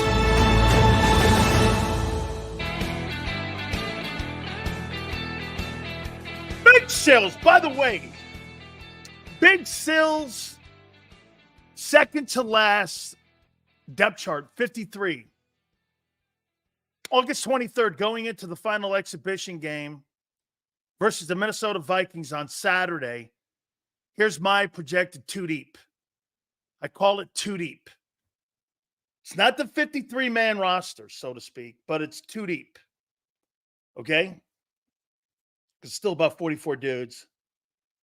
And plus, I put a nickel back, or excuse me, I put a nickel corner, or a nickel safety, I should say, I put on the defensive side of the ball. So we're going to do that here in a second. But by the way, we were doing an interview with Jason Cole. We had a super chat up. And Cameron, I appreciate you doing that, man. Thank you so much. We appreciate it. Hey, Dan, great interview. Do you guys see Green Bay as a threat to the Eagles and Niners? Hey, Cameron, I think the Packers win in the opener. I think they completely win in the opener. I think they win in the opener because I don't believe that the Eagle defense is ready yet. I just don't. By the way, I appreciate that too. Please hit the like button. We're like 47 away from 300. Yesterday, we were at 600, which was insane. We appreciate that, guys. Thank you so much. Sills, if you had to coach college or NFL, which are you choosing? I'm probably going to choose college football. You know why? I make the same money in college football nowadays as these NFL guys do. And the only person I have to answer to is the president of the university. I don't have to answer to a general manager. I don't have to answer to anybody. I'm my own guy. Make $20 million, $15 million. If you line up the top 20 coaches in college football today, they make more money or they're comparable to the NFL guys. Lincoln Riley makes $18 million a year. The guy at Miami, Mario Cristobal, makes 10. You know, he makes more money than what Nick Sirianni makes. Nick Sirianni makes $6.5 million a year. Cristobal makes $10 million. I mean, the guy, Kirk Ferentz at Iowa, he makes $16.5 million. He makes double what Nick Sirianni makes. Okay? They're paying college football coaches more today. Nick Saban made $18 million a year. I mean, you know how many $20 million coaches there are in the NFL today? Sean Payton. It was Bill Belichick. I think Reed's up there and they're 17, 18 now. Very few guys are up there. Most of the coaches today are making between 12 and 15 million in college football that are the higher end guys. Brian Kelly makes $13.5 million. He makes double what Nick Sirianni makes. Like the coach, get this. I can get you 5 coaches in the Southeastern Conference that make more money than every coach in the NFC East. Every one of them. Okay. Mike McCarthy. Mike McCarthy makes $9 million. Hey, dude, the guy at Tennessee makes $9 million. The guy who was just hired at A&M, he makes $13.5 million. Kirby Smart makes $17 million. I mean, Sills, what are the chances that the Chargers cut Bosa?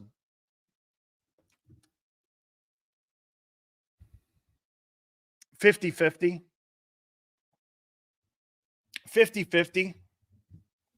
By the way, Brian Mitchell's still pissed off at me. I don't really care. You said it on WIP that you questioned Dotson's toughness and his competitiveness. Isn't it funny? Because I say it's sharper than he did, people are saying I put words in his mouth. That's how WIP quoted it. Brian Mitchell didn't hold back. And I said, oh, he doesn't think he's tough and he competes. That's not what I said. Well, gee, I find that hard to believe that the person that put the video and the audio for WIP would be that misled by the interview. I'll show it to you here.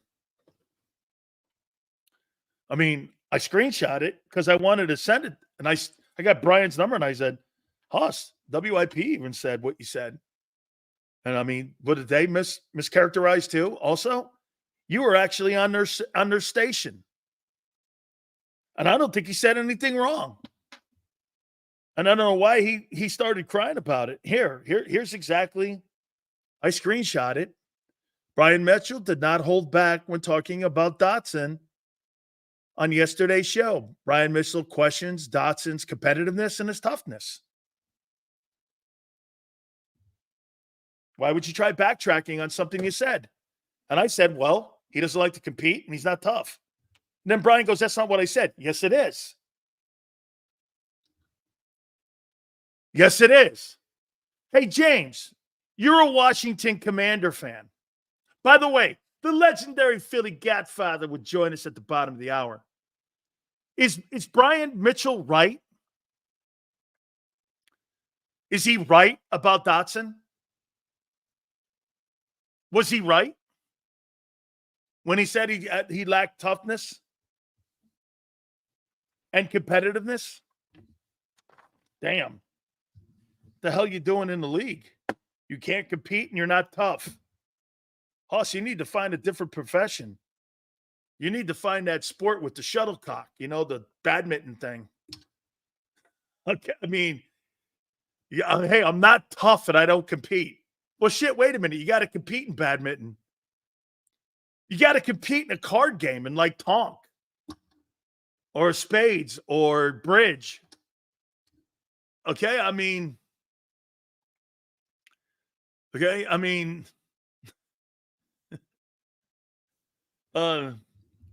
Mitch never wanted Dotson to leave. Of course he's bad-mouthing the guy. Oh, okay, that's what it is? So he's basically Philadelphiaing a guy. Once he leaves, you tar and feather the guy? Oh, okay, I got it. Oh, okay, I get it now. Sure. You kick his ass on the way out the door? Okay. All right. All right. All right. This is Big Sills. Too deep.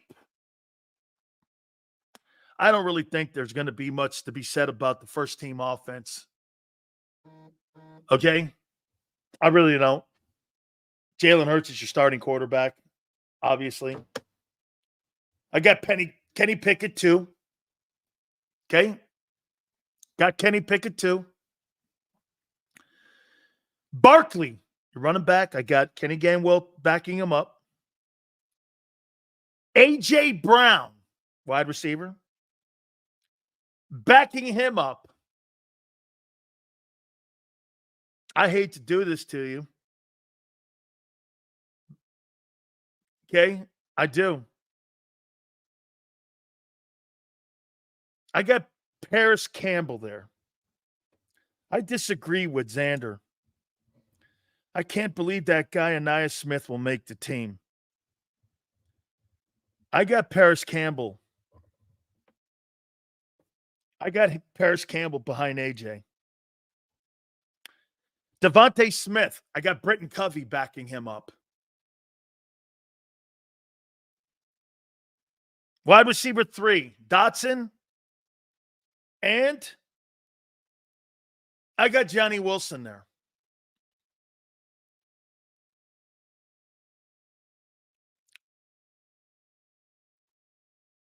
Tight end.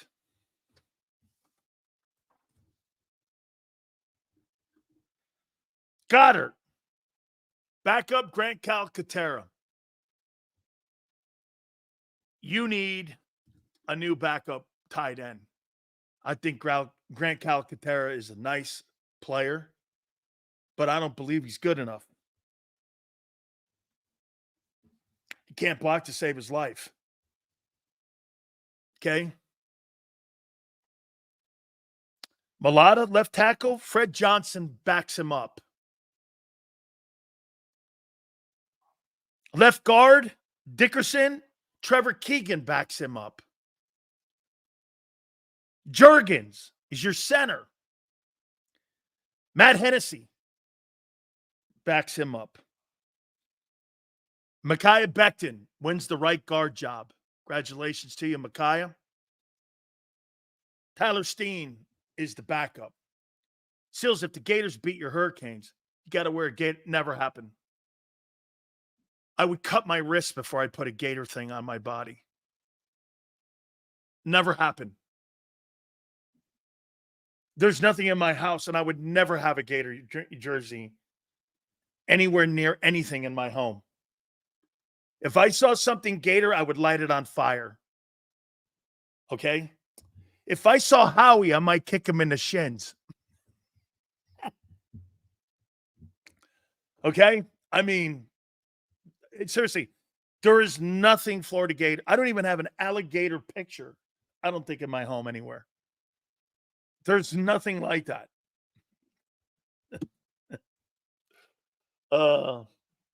Hey, Dick Track. Look at Dick Track. How come Gators don't own us? We have a better win record against them. They don't have more wins than we do. As a matter of fact, Florida State and Florida We're the daddy. And we got more national titles. How you doing? How you doing? And we haven't been good in 20 years. And we still own you. How you doing? We haven't been good in 20 years. And we still got more national titles and we still got more wins in the series against you two idiots. Come on, Dick Train.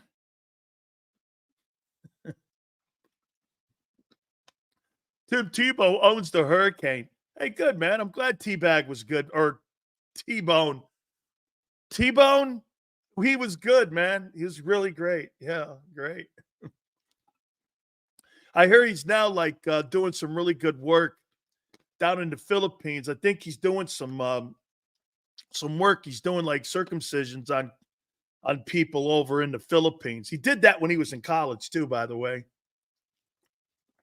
You know, the Gators. Yeah, he sniffs penises like or he did when he was at Florida. That was his deal. Like, you know, it was his mission kind of shit and all that. I don't know.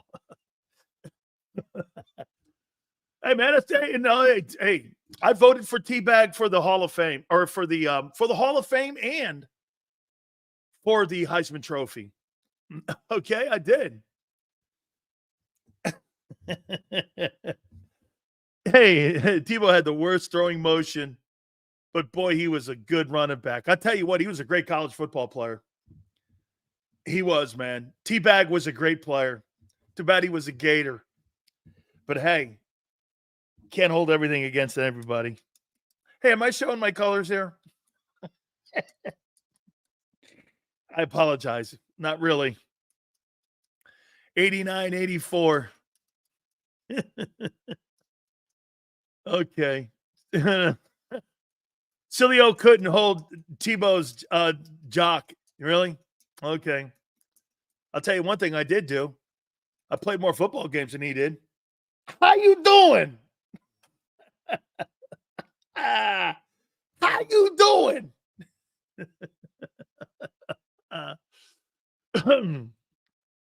I found a picture of you, Sills, when I was a kid. Tebow the quarterback or Tebow the tight end? How about Tebow the lame ass? He's a Gator, man. Come on. Andre, no, I played 7 years of pro football, dude. I got credited with 3 years in the NFL.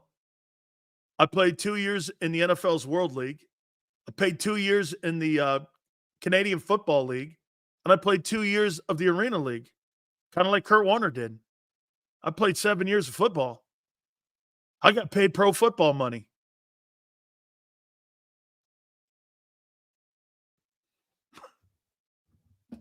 How you doing? Let's do the defense now. Tebow with punk silly. Oh, man. Do I have Tebow's number? Let me see if I have Timmy's number. Do I have Tim Tebow's number? Let's see if I do. I haven't talked to him. We did an investment together. Oh, here it is. Here, I got to do this because I can't show you his number.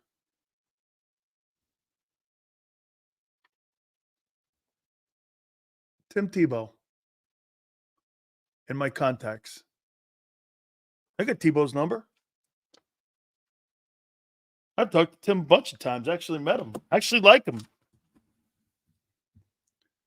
PDQ we invested in back in the day.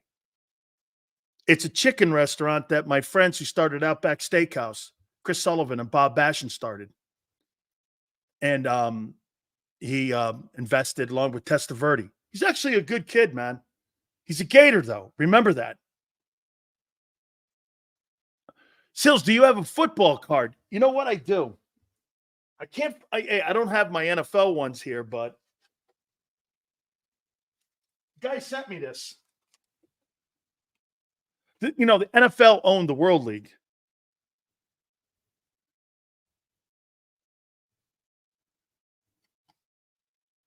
A pack of them. Guy sent me a pack of them. What are these? They're a pro set. Look at that mug. Holy shit, Joe Krause. Look at that thing. I belong like I belong in that movie, The Longest Yard. Mean Machine. Look at that thing. Hey, look at that. Mean Machine. I don't think I've ever read what they said. Blessed with extraordinary strength. As a freshman at Maryland, bench pressed 405 pounds, which is a freshman record at Maryland, still stands. In Miami, bench press 535, squatted 710 pounds, both school records. Had 107 tackles and 13 tackles in 1986, finishing fourth in the Outland and Lombardi trophies. Went into supplemental rounds with the Buccaneers as a 56th overall pick, joined the Cowboys, and was stricken with meningococcal meningitis. Made comeback with the Thunder, made second team All-World League, recorded 7 sacks. Yeah, that was pretty cool, man. I like that. I've never read that card. How you doing? Sills was a caveman. Tebow won more playoff games. It's true. I was 0-3 in bowl games, too. Let me think. Was I? I think so. Oh, Jesus. Let's see. The photo has forever gave us. Is that a BlackBerry from 05? Time to upgrade. No, believe me, I get shit on from my daughter because I have an Android. Hey, guys, do you think I care? Hey, Joe Krause and everyone, does that something that looks like Big Sills gives a shit about? Is whether I have an Android or an iPhone? I mean, Hoss, I'm more concerned about having a meal at the Palm than I am whether my phone's an iPhone. Remember that, Joe Krause, Palm. That's my place. That's my place, the Palm. Sills looking like the thing from the Fantastic Four. Meatwad head. You really were big, Sills. Yeah, shut up, man. Hey, by the way, I got to get a note to Clint Hurt to make sure I get something to Howie so that Joe Krause and Xander get a call. I'm going to tell the little guy, Elf Roseman, that Howie, Canes are coming up to the little pond that you call the swamp, and we're going to kick your ass from one end zone to the other end zone. Oh, nothing like going up there and beating the shit out of people. Oh, yeah. Old folks don't know the difference between Android. Come on, Dick Train. Holy cow. You know, there's only one dude in Philly that brings the type of moxie and also makes everybody upset. Okay? Hold on here for a second. Lost him here. Oh, okay. We're going to get him. I know my guy. You really think this football card of mine, look at this here. That guy looks like a meathead. That's a meathead. Look at Sills here. Wow, look at that. Holy cow. Hey, Don, my name is Dan Sileo. Yeah, University of Miami. How you doing? Holy shit. That'll scar most of you for the rest of the weekend. All right, folks. You ready to buy a condominium or you ready to buy a new apartment over on Broad? There's only one guy who can go shopping for yachts like Jeffrey Lurie. That is the legend. By the way, he will not let me show the cover of his book. And it was really dope. It's a great cover. Ice Cube loves it. As soon as Big 3 is finished, we're all going to collaborate here with this man right here, the Philly Godfather, as he joins us now here on the program. Plus, man, when can I show folks the cover? Because it's really awesome. It's a great picture. Pretty soon. I got to send it over to the graphic designer, get some stuff done to it, but we're almost ready, man. How's the whole thing coming, dude? Good. It's been over a year and a half. We were supposed to be ready about 6 months ago. Obviously, that didn't happen. A lot of revisions to chapters, a bunch of stuff that I didn't expect, but we're getting there. We're getting close now, so we'll be firing soon. See, man, when you're a Hollywood star like you, man, you never know when things pop up, man. You know, you got writer strikes. You got a guy who wants more money. You got this kind of bullshit. You got trademark infringements. You just thought you were going to write a book sitting in the can somewhere and go, hey, this is The Godfather. Well, my problem is I'm telling it as it happens. And my guys are telling me we might get sued by the NBA. We might get sued by the Philadelphia Eagles. So we got to like really be careful exactly what we leave in there and what we got to take out. So. Well, let me tell you this, Godfather, know this. I'm with you. Some of the things that I say on the air, the ramifications that I have with my program director or whomever off the air is like, did you really say this about the Eagles? Or did you really say this about the NFL and Pete Rozelle? Did you really go down that route? Yeah, I did say that. So we all have our crosses to bear. All right. What'd you make of the Dotson trade here with the Eagles, bringing another wide receiver into wide receiver 3 to get the kid over from Jahan Dotson from Washington, 16th pick 2 years ago out of Penn State? You know, it's kind of funny. They moved him in division, and they moved off him already after 2 years, so you could make some comments there. But, I mean, what's your takeaway? Well, it hasn't moved the needle in the sports betting market. Eagles' odds are exactly the same as they were before him. But I think they definitely need him in the playoffs. If you look at the playoffs last season and even in the Super Bowl, you look at the 49ers and the Chiefs. I mean, they threw the ball to 8 different targets in the Super Bowl. So come playoff time, you need those extra outs, those guys you can depend on, those guys with good hands, those guys that can, have a little bit of a breakaway speed. And he's definitely going to play a factor if he can be healthy in the playoffs. And I think that's why they picked him up more than anything, because they're loaded on offense. We all know the names on this Eagles offense, one of the best offenses in football. And with Saquon Barkley, I mean, they're going to be unstoppable if they can hold on to leads and hand him the rock and he can do his thing. You're going to have a lot of shootouts in Philadelphia this season. Hey, what about this guy? Coyote asked the question here. Dak or Hurts, who's better? Who's better? Who would I rather have, or who's the better? Who's the better player? Man, I'll take Hurts. I think Dak's been a byproduct of that, some great offensive lines over the years. And Hurts has as well. But Hurts gives you other ways to win fourth down with his legs. He doesn't choke like Dak choked last season. And this year, the Cowboys' offensive line projected to be anywhere from 10th to 15th in the NFL. And you're going to see Dak's numbers drop off dramatically, while Hurts is just going to get better this season. You know, would you agree, though, that if they take the running ability away from Jalen, okay, and I know some people in here still are looking at 22, and I'll say this to you, and I hope you either agree with this or whatever you're going to say here. I mean, they didn't get A.J. Brown, Devontae Smith, Jahan Dotson, and paying Goddard $15 million, and then they get Barkley at $10 million to run the ball and give the ball to Kenny Gainwell. Yeah. They're going to throw the ball. And don't you think Dak does a better job throwing the ball than Jalen? I mean, Jalen's never thrown for over 3,800 yards. This guy led the NFL in TD passes last year. If you talk about just passing, yeah, Dak's a better passer. But if you talk about all overall QB talent and overall ways to win in a football game and overall not choking in the goddamn playoffs as 7-point favorites, I'll take Jalen Hurts. See, that bag of money still jades you a little bit, dog. Okay?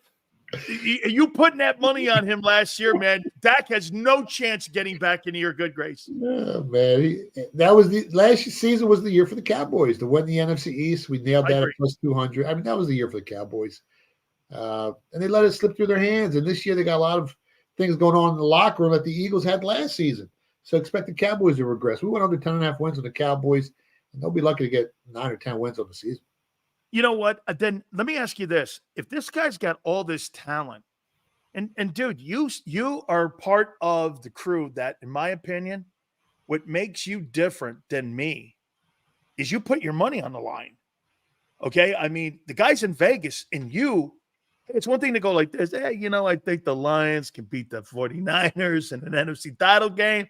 I ain't got no stake in the game. You're putting bags of dough in the game, and you're putting all the money that you have in it, and you're trying. This is what you do for a living. How come Vegas and Atlantic City still has Hurts at 3,525 passing yards and 21 touchdowns? I mean, kind of low. I mean, maybe with all that talent, how come the guys with the money don't think he's going to have a huge year? Well, he still has the sixth best odds of winning the MVP. So even though his numbers with those numbers, yeah, he's at 14-1. The only guys ahead of him are Jordan Love, Joe Burrow, C.J. Stroud, Josh Allen, and Patrick Mahomes. So even though they're not expecting as many passing yards, which I think he flies over that, maybe because of Saquon Barkley, maybe because of the new offensive coordinator. I don't know why. To me, I think his numbers should be closer to 3,700 passing yards in the season. So, but again, 47 or 3,700, 37, close to 30. But again, there's only 5 guys ahead of him with better odds to win the MVP. So he's expected to have a big season by the guys that put their money where their mouth is. And like you said, when it comes to X's and O's, you guys are the best. When it comes to identifying value, data mining, getting research, looking for predictive indicators on a week-to-week basis or in NFL futures, that's what I do best. So, like you said, yeah, I think Hurts has a big season. A.J. Brown, you think this guy goes over 1,500 yards? That's a lot of yards. What did he have last year? 14, 20? It was close. He had almost as many as the year before. I thought he had more last year. Did he have more last year? I thought he had more yards last year. I thought he had more catches and more yards this past season here. I thought he was more like 15 something. Maybe. I thought he was over that 14. I thought he was over. I think he goes under. I think more guys are going to. Too many mouths to feed. Yeah, there's only one ball out there. I think he goes slightly under 1,500. How about this before we move on? Do you think this is, and I even brought this up with Merrill Reese the other day. This is going to be sounds stupid. Is it possible to have too many mouths to feed at the dinner table when there's not enough food to go around? And I mean enough footballs to go around to try to spread the stuff around. I mean, the one thing that Jalen Hurts has not shown is that he is a guy who distributes the ball. He's gone to 2 dudes. Now, I know that's why they brought the new coordinator in, was to try to fix that and to try to get that. I mean, even Goddard, would you not agree? Goddard's been even underutilized since Hurts has been the quarterback. Would you not? Now, injuries have played into that conversation, but would you not agree he's been underutilized? Yeah, and with that said, like you just brought it up, injuries. I'd rather have more guys than I need than not have enough, man. It's better to have it, not need it, than need it, not have it. And you see these teams on a yearly basis, they get really banged up. The Eagles really weren't that healthy last season. 2 years ago, they were top 3 in the AGL department. So, every guy that opened the season in September started in the Super Bowl that year. And how many different quarterbacks started last year? So give me as many weapons as possible, man. You're definitely going to need them when guys get banged up during the season or in the playoffs. Devontae Smith over under 1,300 yards. I would go under there too. Huh? He still has a good year. So you think it's going to be more balanced of an offense this year in Philly? And that's, that's funny. That's what Keith Byers said last year. That's one of the things that they missed out on, was the fact that they weren't playing championship ball from Thanksgiving on. He goes, for them to be successful, everyone's got to take less at the table for them to be successful, so everyone can eat. Does that make sense? Yeah, and I think Jalen Hurts takes off a little bit more than he did last season. A little healthier, a little lighter. Isn't it funny? He's the only guy that stepped backwards. Yeah. So, yeah, I would go under slightly, even though they're all going to have great years. I think it goes under. Barkley. Hey, here's my number. I got 1,500 yards total offense because of this. 900 rushing, 450 receiving, and like 10 TDs, maybe 1950. Because like you said, I mean, you're not carrying the ball 25 times a game. When I'm paying $50 million in receivers and I just traded for a number 1 guy to be a 3-hole guy and $15 million to be a tight end, I'm not going to carry. We're not going to carry the ball 28 times a game here. So if anyone thinks he's getting 250 carries, I think you're crazy. Yeah, and with the weakness of the NFC East this season, And with the Eagles' schedule, which is a little softer than it was last year, I would expect not to use him as, I think they're going to be leading in a lot of these games. So maybe they back off, try to keep him healthy for the playoffs because he has been injury prone slightly. So, yeah, I would say that's about right. What about Goddard? Does Goddard have an impact this year in your opinion? Or do you think, to me, if he doesn't get 800 or more yards, I think it's time for the Eagles to move off him. I just want him to stay healthy, man. To me, it's not even, the yardage. It's not talent. He's a fine ball player. Yeah, just stay healthy, get in the playoffs healthy, and then anything can happen because that's how good this team is offensively. And like we said, their defense last year, maybe the worst in the NFL, so they can only get better. If they can have a mediocre defense this season, sky's the limit for this team. I mean, it's going to be them, the Detroit Lions, the Rams, 49ers are stacked as well. Maybe the Packers. They're the teams to watch out for, but the road there, I mean, they're probably playing in the easiest division in the NFC this season. NFC North stacked, NFC West is stacked. So they just got to stay healthy. What's that number? Has it moved at all between Packers and Eagles for the opener? It's still 14 days away. It's basically a coin flip on a neutral field. Flip a coin. Is it 2.5? I think it's one. I got to check. Last time I checked, it was 1.5. Now, 1.5? Yeah, it might have moved. I'm not sure. Isn't that funny? Think about this here. With all the talent the Philadelphia Eagles have and the question marks on defense, I can't name you outside of that Christian Watson kid that Green Bay has on offense and with Josh Jacobs on offense running the ball. Their offensive line, he's kind of a question mark. Bakhtiari's not there any longer. Yeah. Don't you think that number's a little bit weird that, okay, if you have all this so-called high-powered offense and it's a pick-em game, I mean, does that come down to the quarterback because they think Love's better? Well, you saw what the Packers did in the second half of last season when they got healthy. A lot of people crushed the Cowboys. Yeah, a lot of people need to forget what happened the first half of the season. That team was really banged up. And I tell everyone, if you don't have an offensive line, you really don't have a team. You can't protect your quarterback. And that's what happened in the first half of the season last season. They were missing 2 or 3 starters throughout the first 8 games. They got blown out by Detroit on Thursday night. And then the second half of the season, they got healthy, and you saw them start to mesh. You saw them start to get really cohesive. And in the playoffs, they should have won that playoff game, man. They're a very dangerous team. Jordan Love has gotten better with each snap. It's a coin flip, and that's what the odds makers are telling you. And as of right now, I kind of like the Packers a little bit. Me too. I think Love is going to throw for over 400 yards in that game. He might. I mean, we'll see.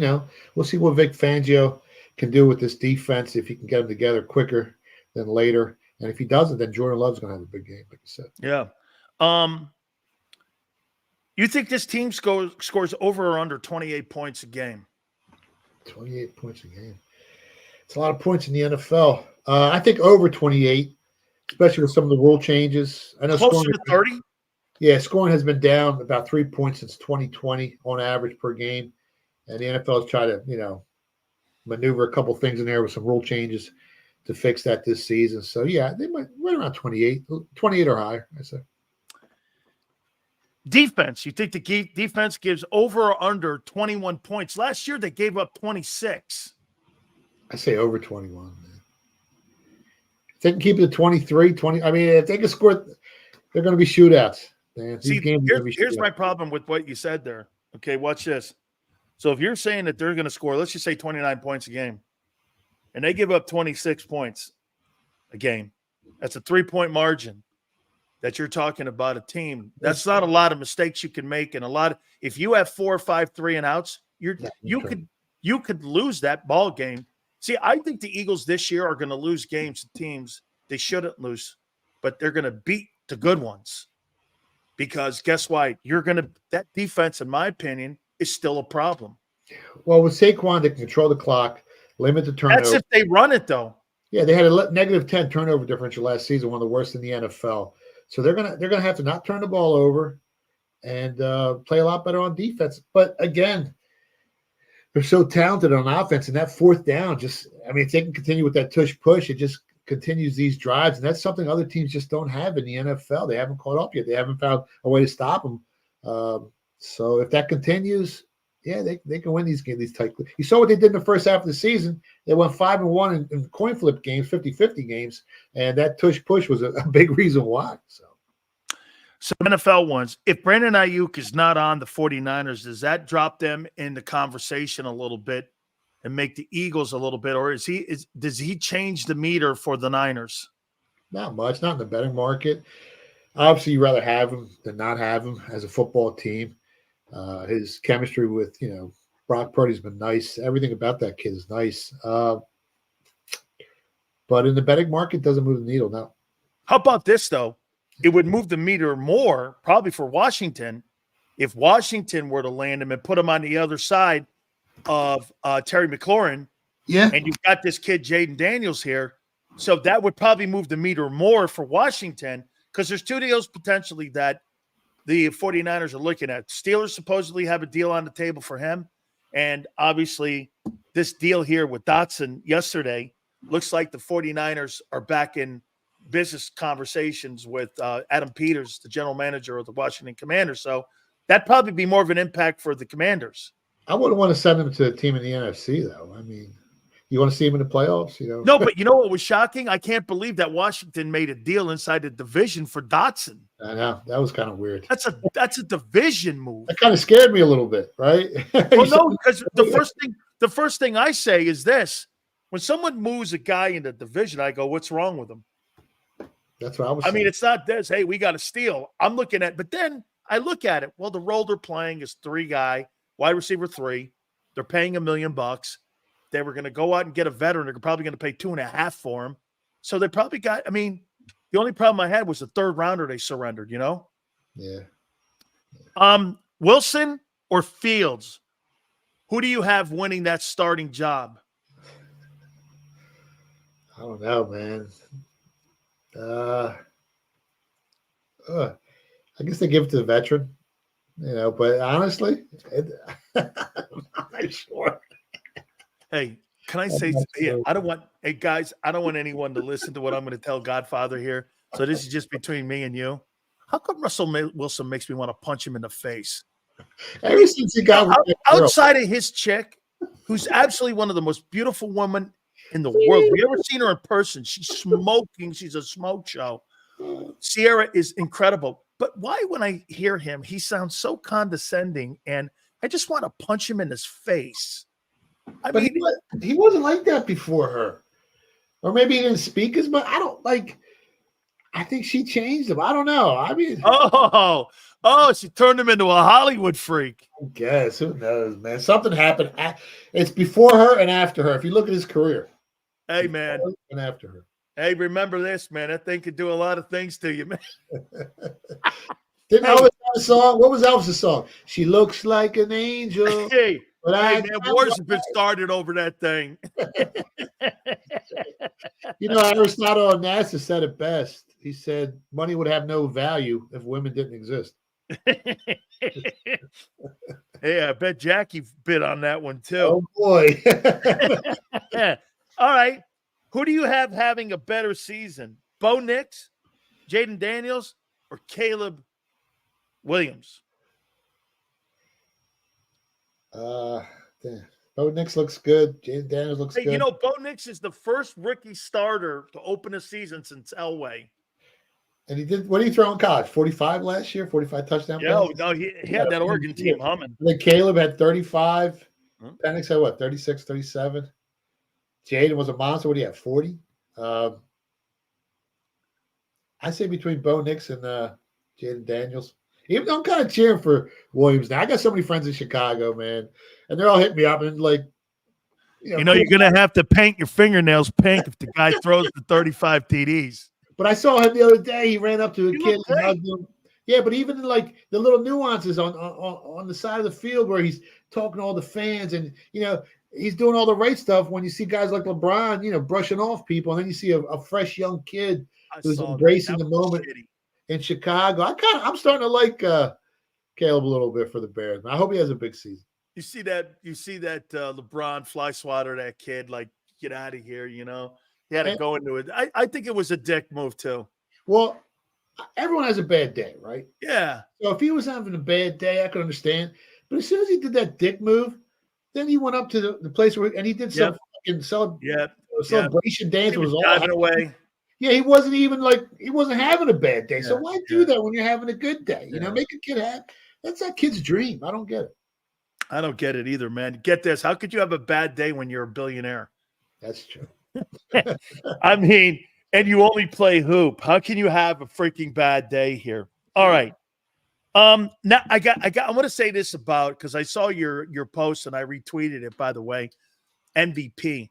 Do you believe that Aaron Judge could ever attain Jeter status with Yankee fans? It has a couple more seasons like this year. Absolutely. I mean, he's having a monster year. A couple more years like this year. I mean, they all love Jeter. And if the Yankees can win a couple World Series, why not? They're all I mean, they got what? I think they have the best run differential in baseball. Second best odds to win it all behind the Dodgers. I think they're at like plus 550 or something like that. Dodgers 350. Phillies are at plus 600. Then the Orioles at plus 800. Yeah, I mean, a couple more years like this, a couple World Series rings. Next thing you know, who's Derek Jeter? Hey, I would say the most revered Yankees of all time. Gehrig, DiMaggio, Mantle, Ford, Munson, and then I would go Jeter. Yeah. I mean, and I'm talking revered. Obviously, the greatest players, Ruth, still, but Mr. October. Oh my God! See, Reggie was only there 6 years, but I'll tell you something about Reginald Martinez, Buck Jackson. He was from Philly. I know he was, and let me tell you, man, that guy hit 354 in the World Series, and if you kept that A's team together, that'd have been the greatest baseball team that has ever been assembled. Catfish Hunter, Vita Blue, Ken Holtzman, Raleigh Fingers. You had closing the door. You had Bando. Yeah. I mean, you had Bando, Rudy, Jackson, Tennis. That team was so – and you had Dick Williams as the manager. Yeah. If Charlie Finley ever kept that team together, no, they were beating teams like the Big Red Machine in the world. I mean, that's how good they were. And they were absolutely the candy bar was delicious. I loved it. It was unreal. I used to love it. I usually don't like nuts in my mouth, but it was a little crunchy. But the Reggie bar, I loved it. You got a peanut allergy? You got a hey, it was in a red pack, and it had caramel in it. And I used to buy boxes of Reggie bars when I was a young kid because I loved Jackson when he was with the Yankees, man. I loved him too when he was also with the A's. All right. Who do you have rolling towards the well, here, let's do this. Give me some baseball love this weekend. What do you got? Baseball. What did I bet? I bet the over in the Phillies, over 9. I bet the Marlins under 8.5. I bet the Cardinals plus 30 cents. And I bet the Royals minus 130. And I bet the Padres too, minus 138. So. Who do you got in the series? World Series? Yep. I gave out the Yankees and Phillies on your show before the season started. 13-1, 15-1. Obviously, their odds dropped.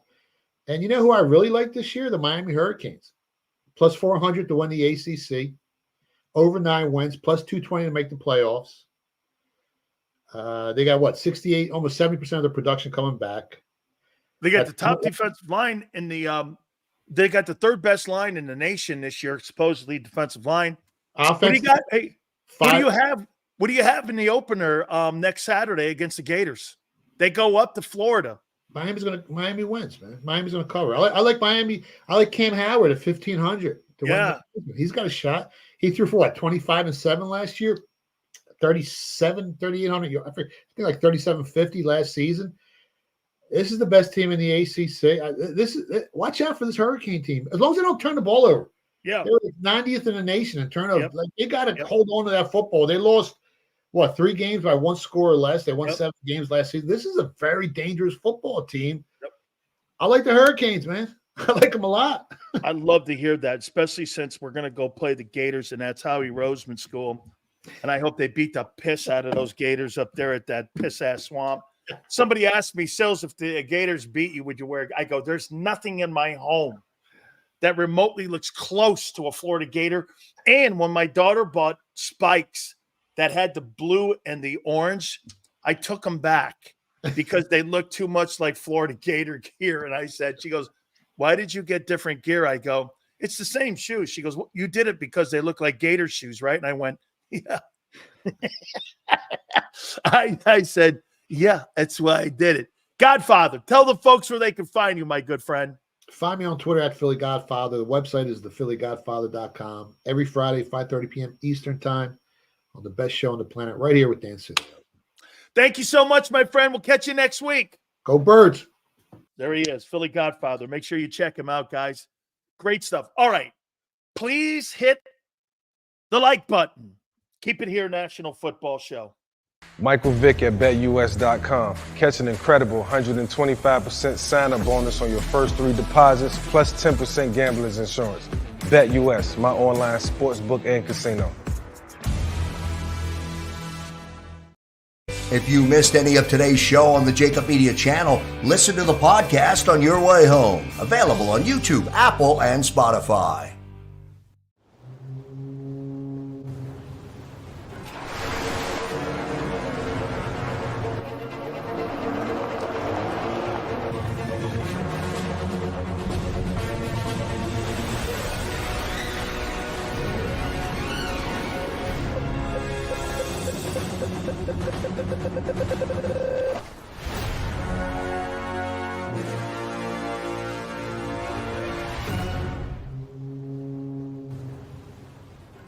Heading down the shore. Have a ball once more.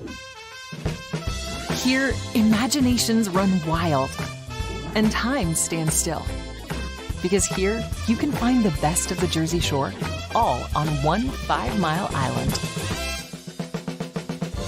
So leave the old you behind and get lost in the woods. Wild, wild, wildwood day. Plan your stay in the Wildwoods today. They're carving them up and good play calling along the way. First and goal at the 6.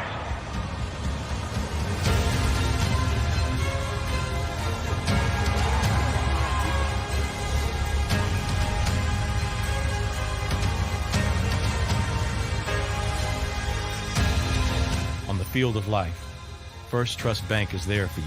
Champions on 3. 1, 2, 3. Because Philadelphia dreams deserve a Philadelphia bank. Win and save this baseball season from Colony Pools and Power Washing, a local company serving Delaware, Delco, and Chester County since 1970. Are you tired of looking at your green house? Is your roof, siding, deck stained green from algae and mold? Let the experts pressure wash your home and take the pressure off of you. Win with Colony Pools and Power Washing. Call them now at 302-762-2250. That's 302-762-2250.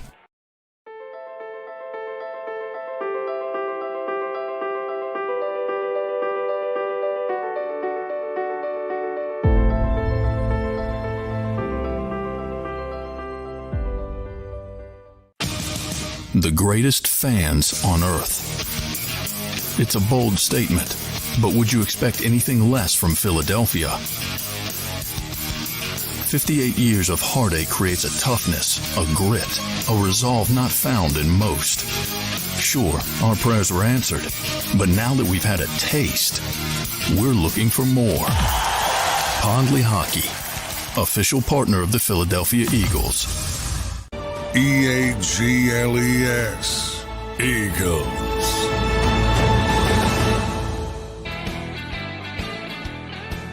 Big Sills National Football Show here on this Football Friday. By the way, we would like to tell you that this 4 hours has been powered by our friends at BetUS, so we appreciate our relationship here at JAKIB with those guys. So thank you guys very much for being part of the program, and we can't thank you guys enough, so thank you again. Guys, hit the like button here. A couple minutes left here. Some of the coaches that I think that are going to be somebody to keep an eye on in the first half of the season. Dennis Allen's got some heat on his ass down in New Orleans. I think they got a pretty good roster down there. Okay? I do. Look at Samuel. Samuel says, look at the joy jump on Sill's face when he hears the Hurricanes look good. Just shows you how deep the connection is. Yeah. Samuel, it pains me literally when they suck. It does. It pains me. when they stink. Pains me. Because there's no reason for it. I can't believe this shit. You know what? I got to tell you this too, Samuel. After meeting my wife in Dallas when I was with the Cowboys and her getting around hurricane football, you know what she said to me? They'll never do the shit you guys did ever again. I looked at her and I went, you're nuts. And she goes, they'll never do that again. It'll never happen. I didn't really believe it. She was right. I go, they'll never do that. Go 10 years without losing a game at home. Win 6 national titles. They'll never do that. And I'm like, yeah, they will. I mean, right? I got Robert Saleh, the head coach of the Jets. Homie's got to win. Homie's got to win. Guys, please hit the like button. Really great day. 278 likes. Thank you. Okay. I got Brian Dable. Hey, Holmes, you got to win, dog. I got Matt Eberflus. They put a good football team up there. He better win 10 games this year. I think the Bears have a really good roster. I think they got a really great roster up there, man. And then I got Nick, 5th. Nick's got to win, man. Nick has absolutely got to win. The late 90s, early 2000s Miami Hurricanes team almost did that from 99 to 2006. Yep. Handsome. That was Butch who put that roster together. They were great. 2000, 1, 2, 3, probably all the way up until 6. I agree with that. All right, guys. Great football week. Just an absolutely sensational football week. I can't thank you guys enough. You guys have absolutely killed it. Joe Krause even said, what a great football week we had for the show with you guys. What a great audience you guys have been this week. I mean, dude, you tripled everything. You annihilated everything. And you made us one of the most watched shows in Philly and now around the country. So we can't thank you enough. Please hit that like button. Have a great football weekend. A lot to watch on Saturday a little bit when it comes to the Eagles and Vikings. By the way, you can also follow me on Twitter at Dan Sileo Show. I'll be tweeting during the game, so you can keep up with me there. Also, Xander's going to be doing a small show post-game, I believe, on Saturday after the Vikings and Eagle game. We will catch you Monday, 2 to 6. Joe, thank you. Xander, thank you. Folks, God bless, and we'll see you on this flip side.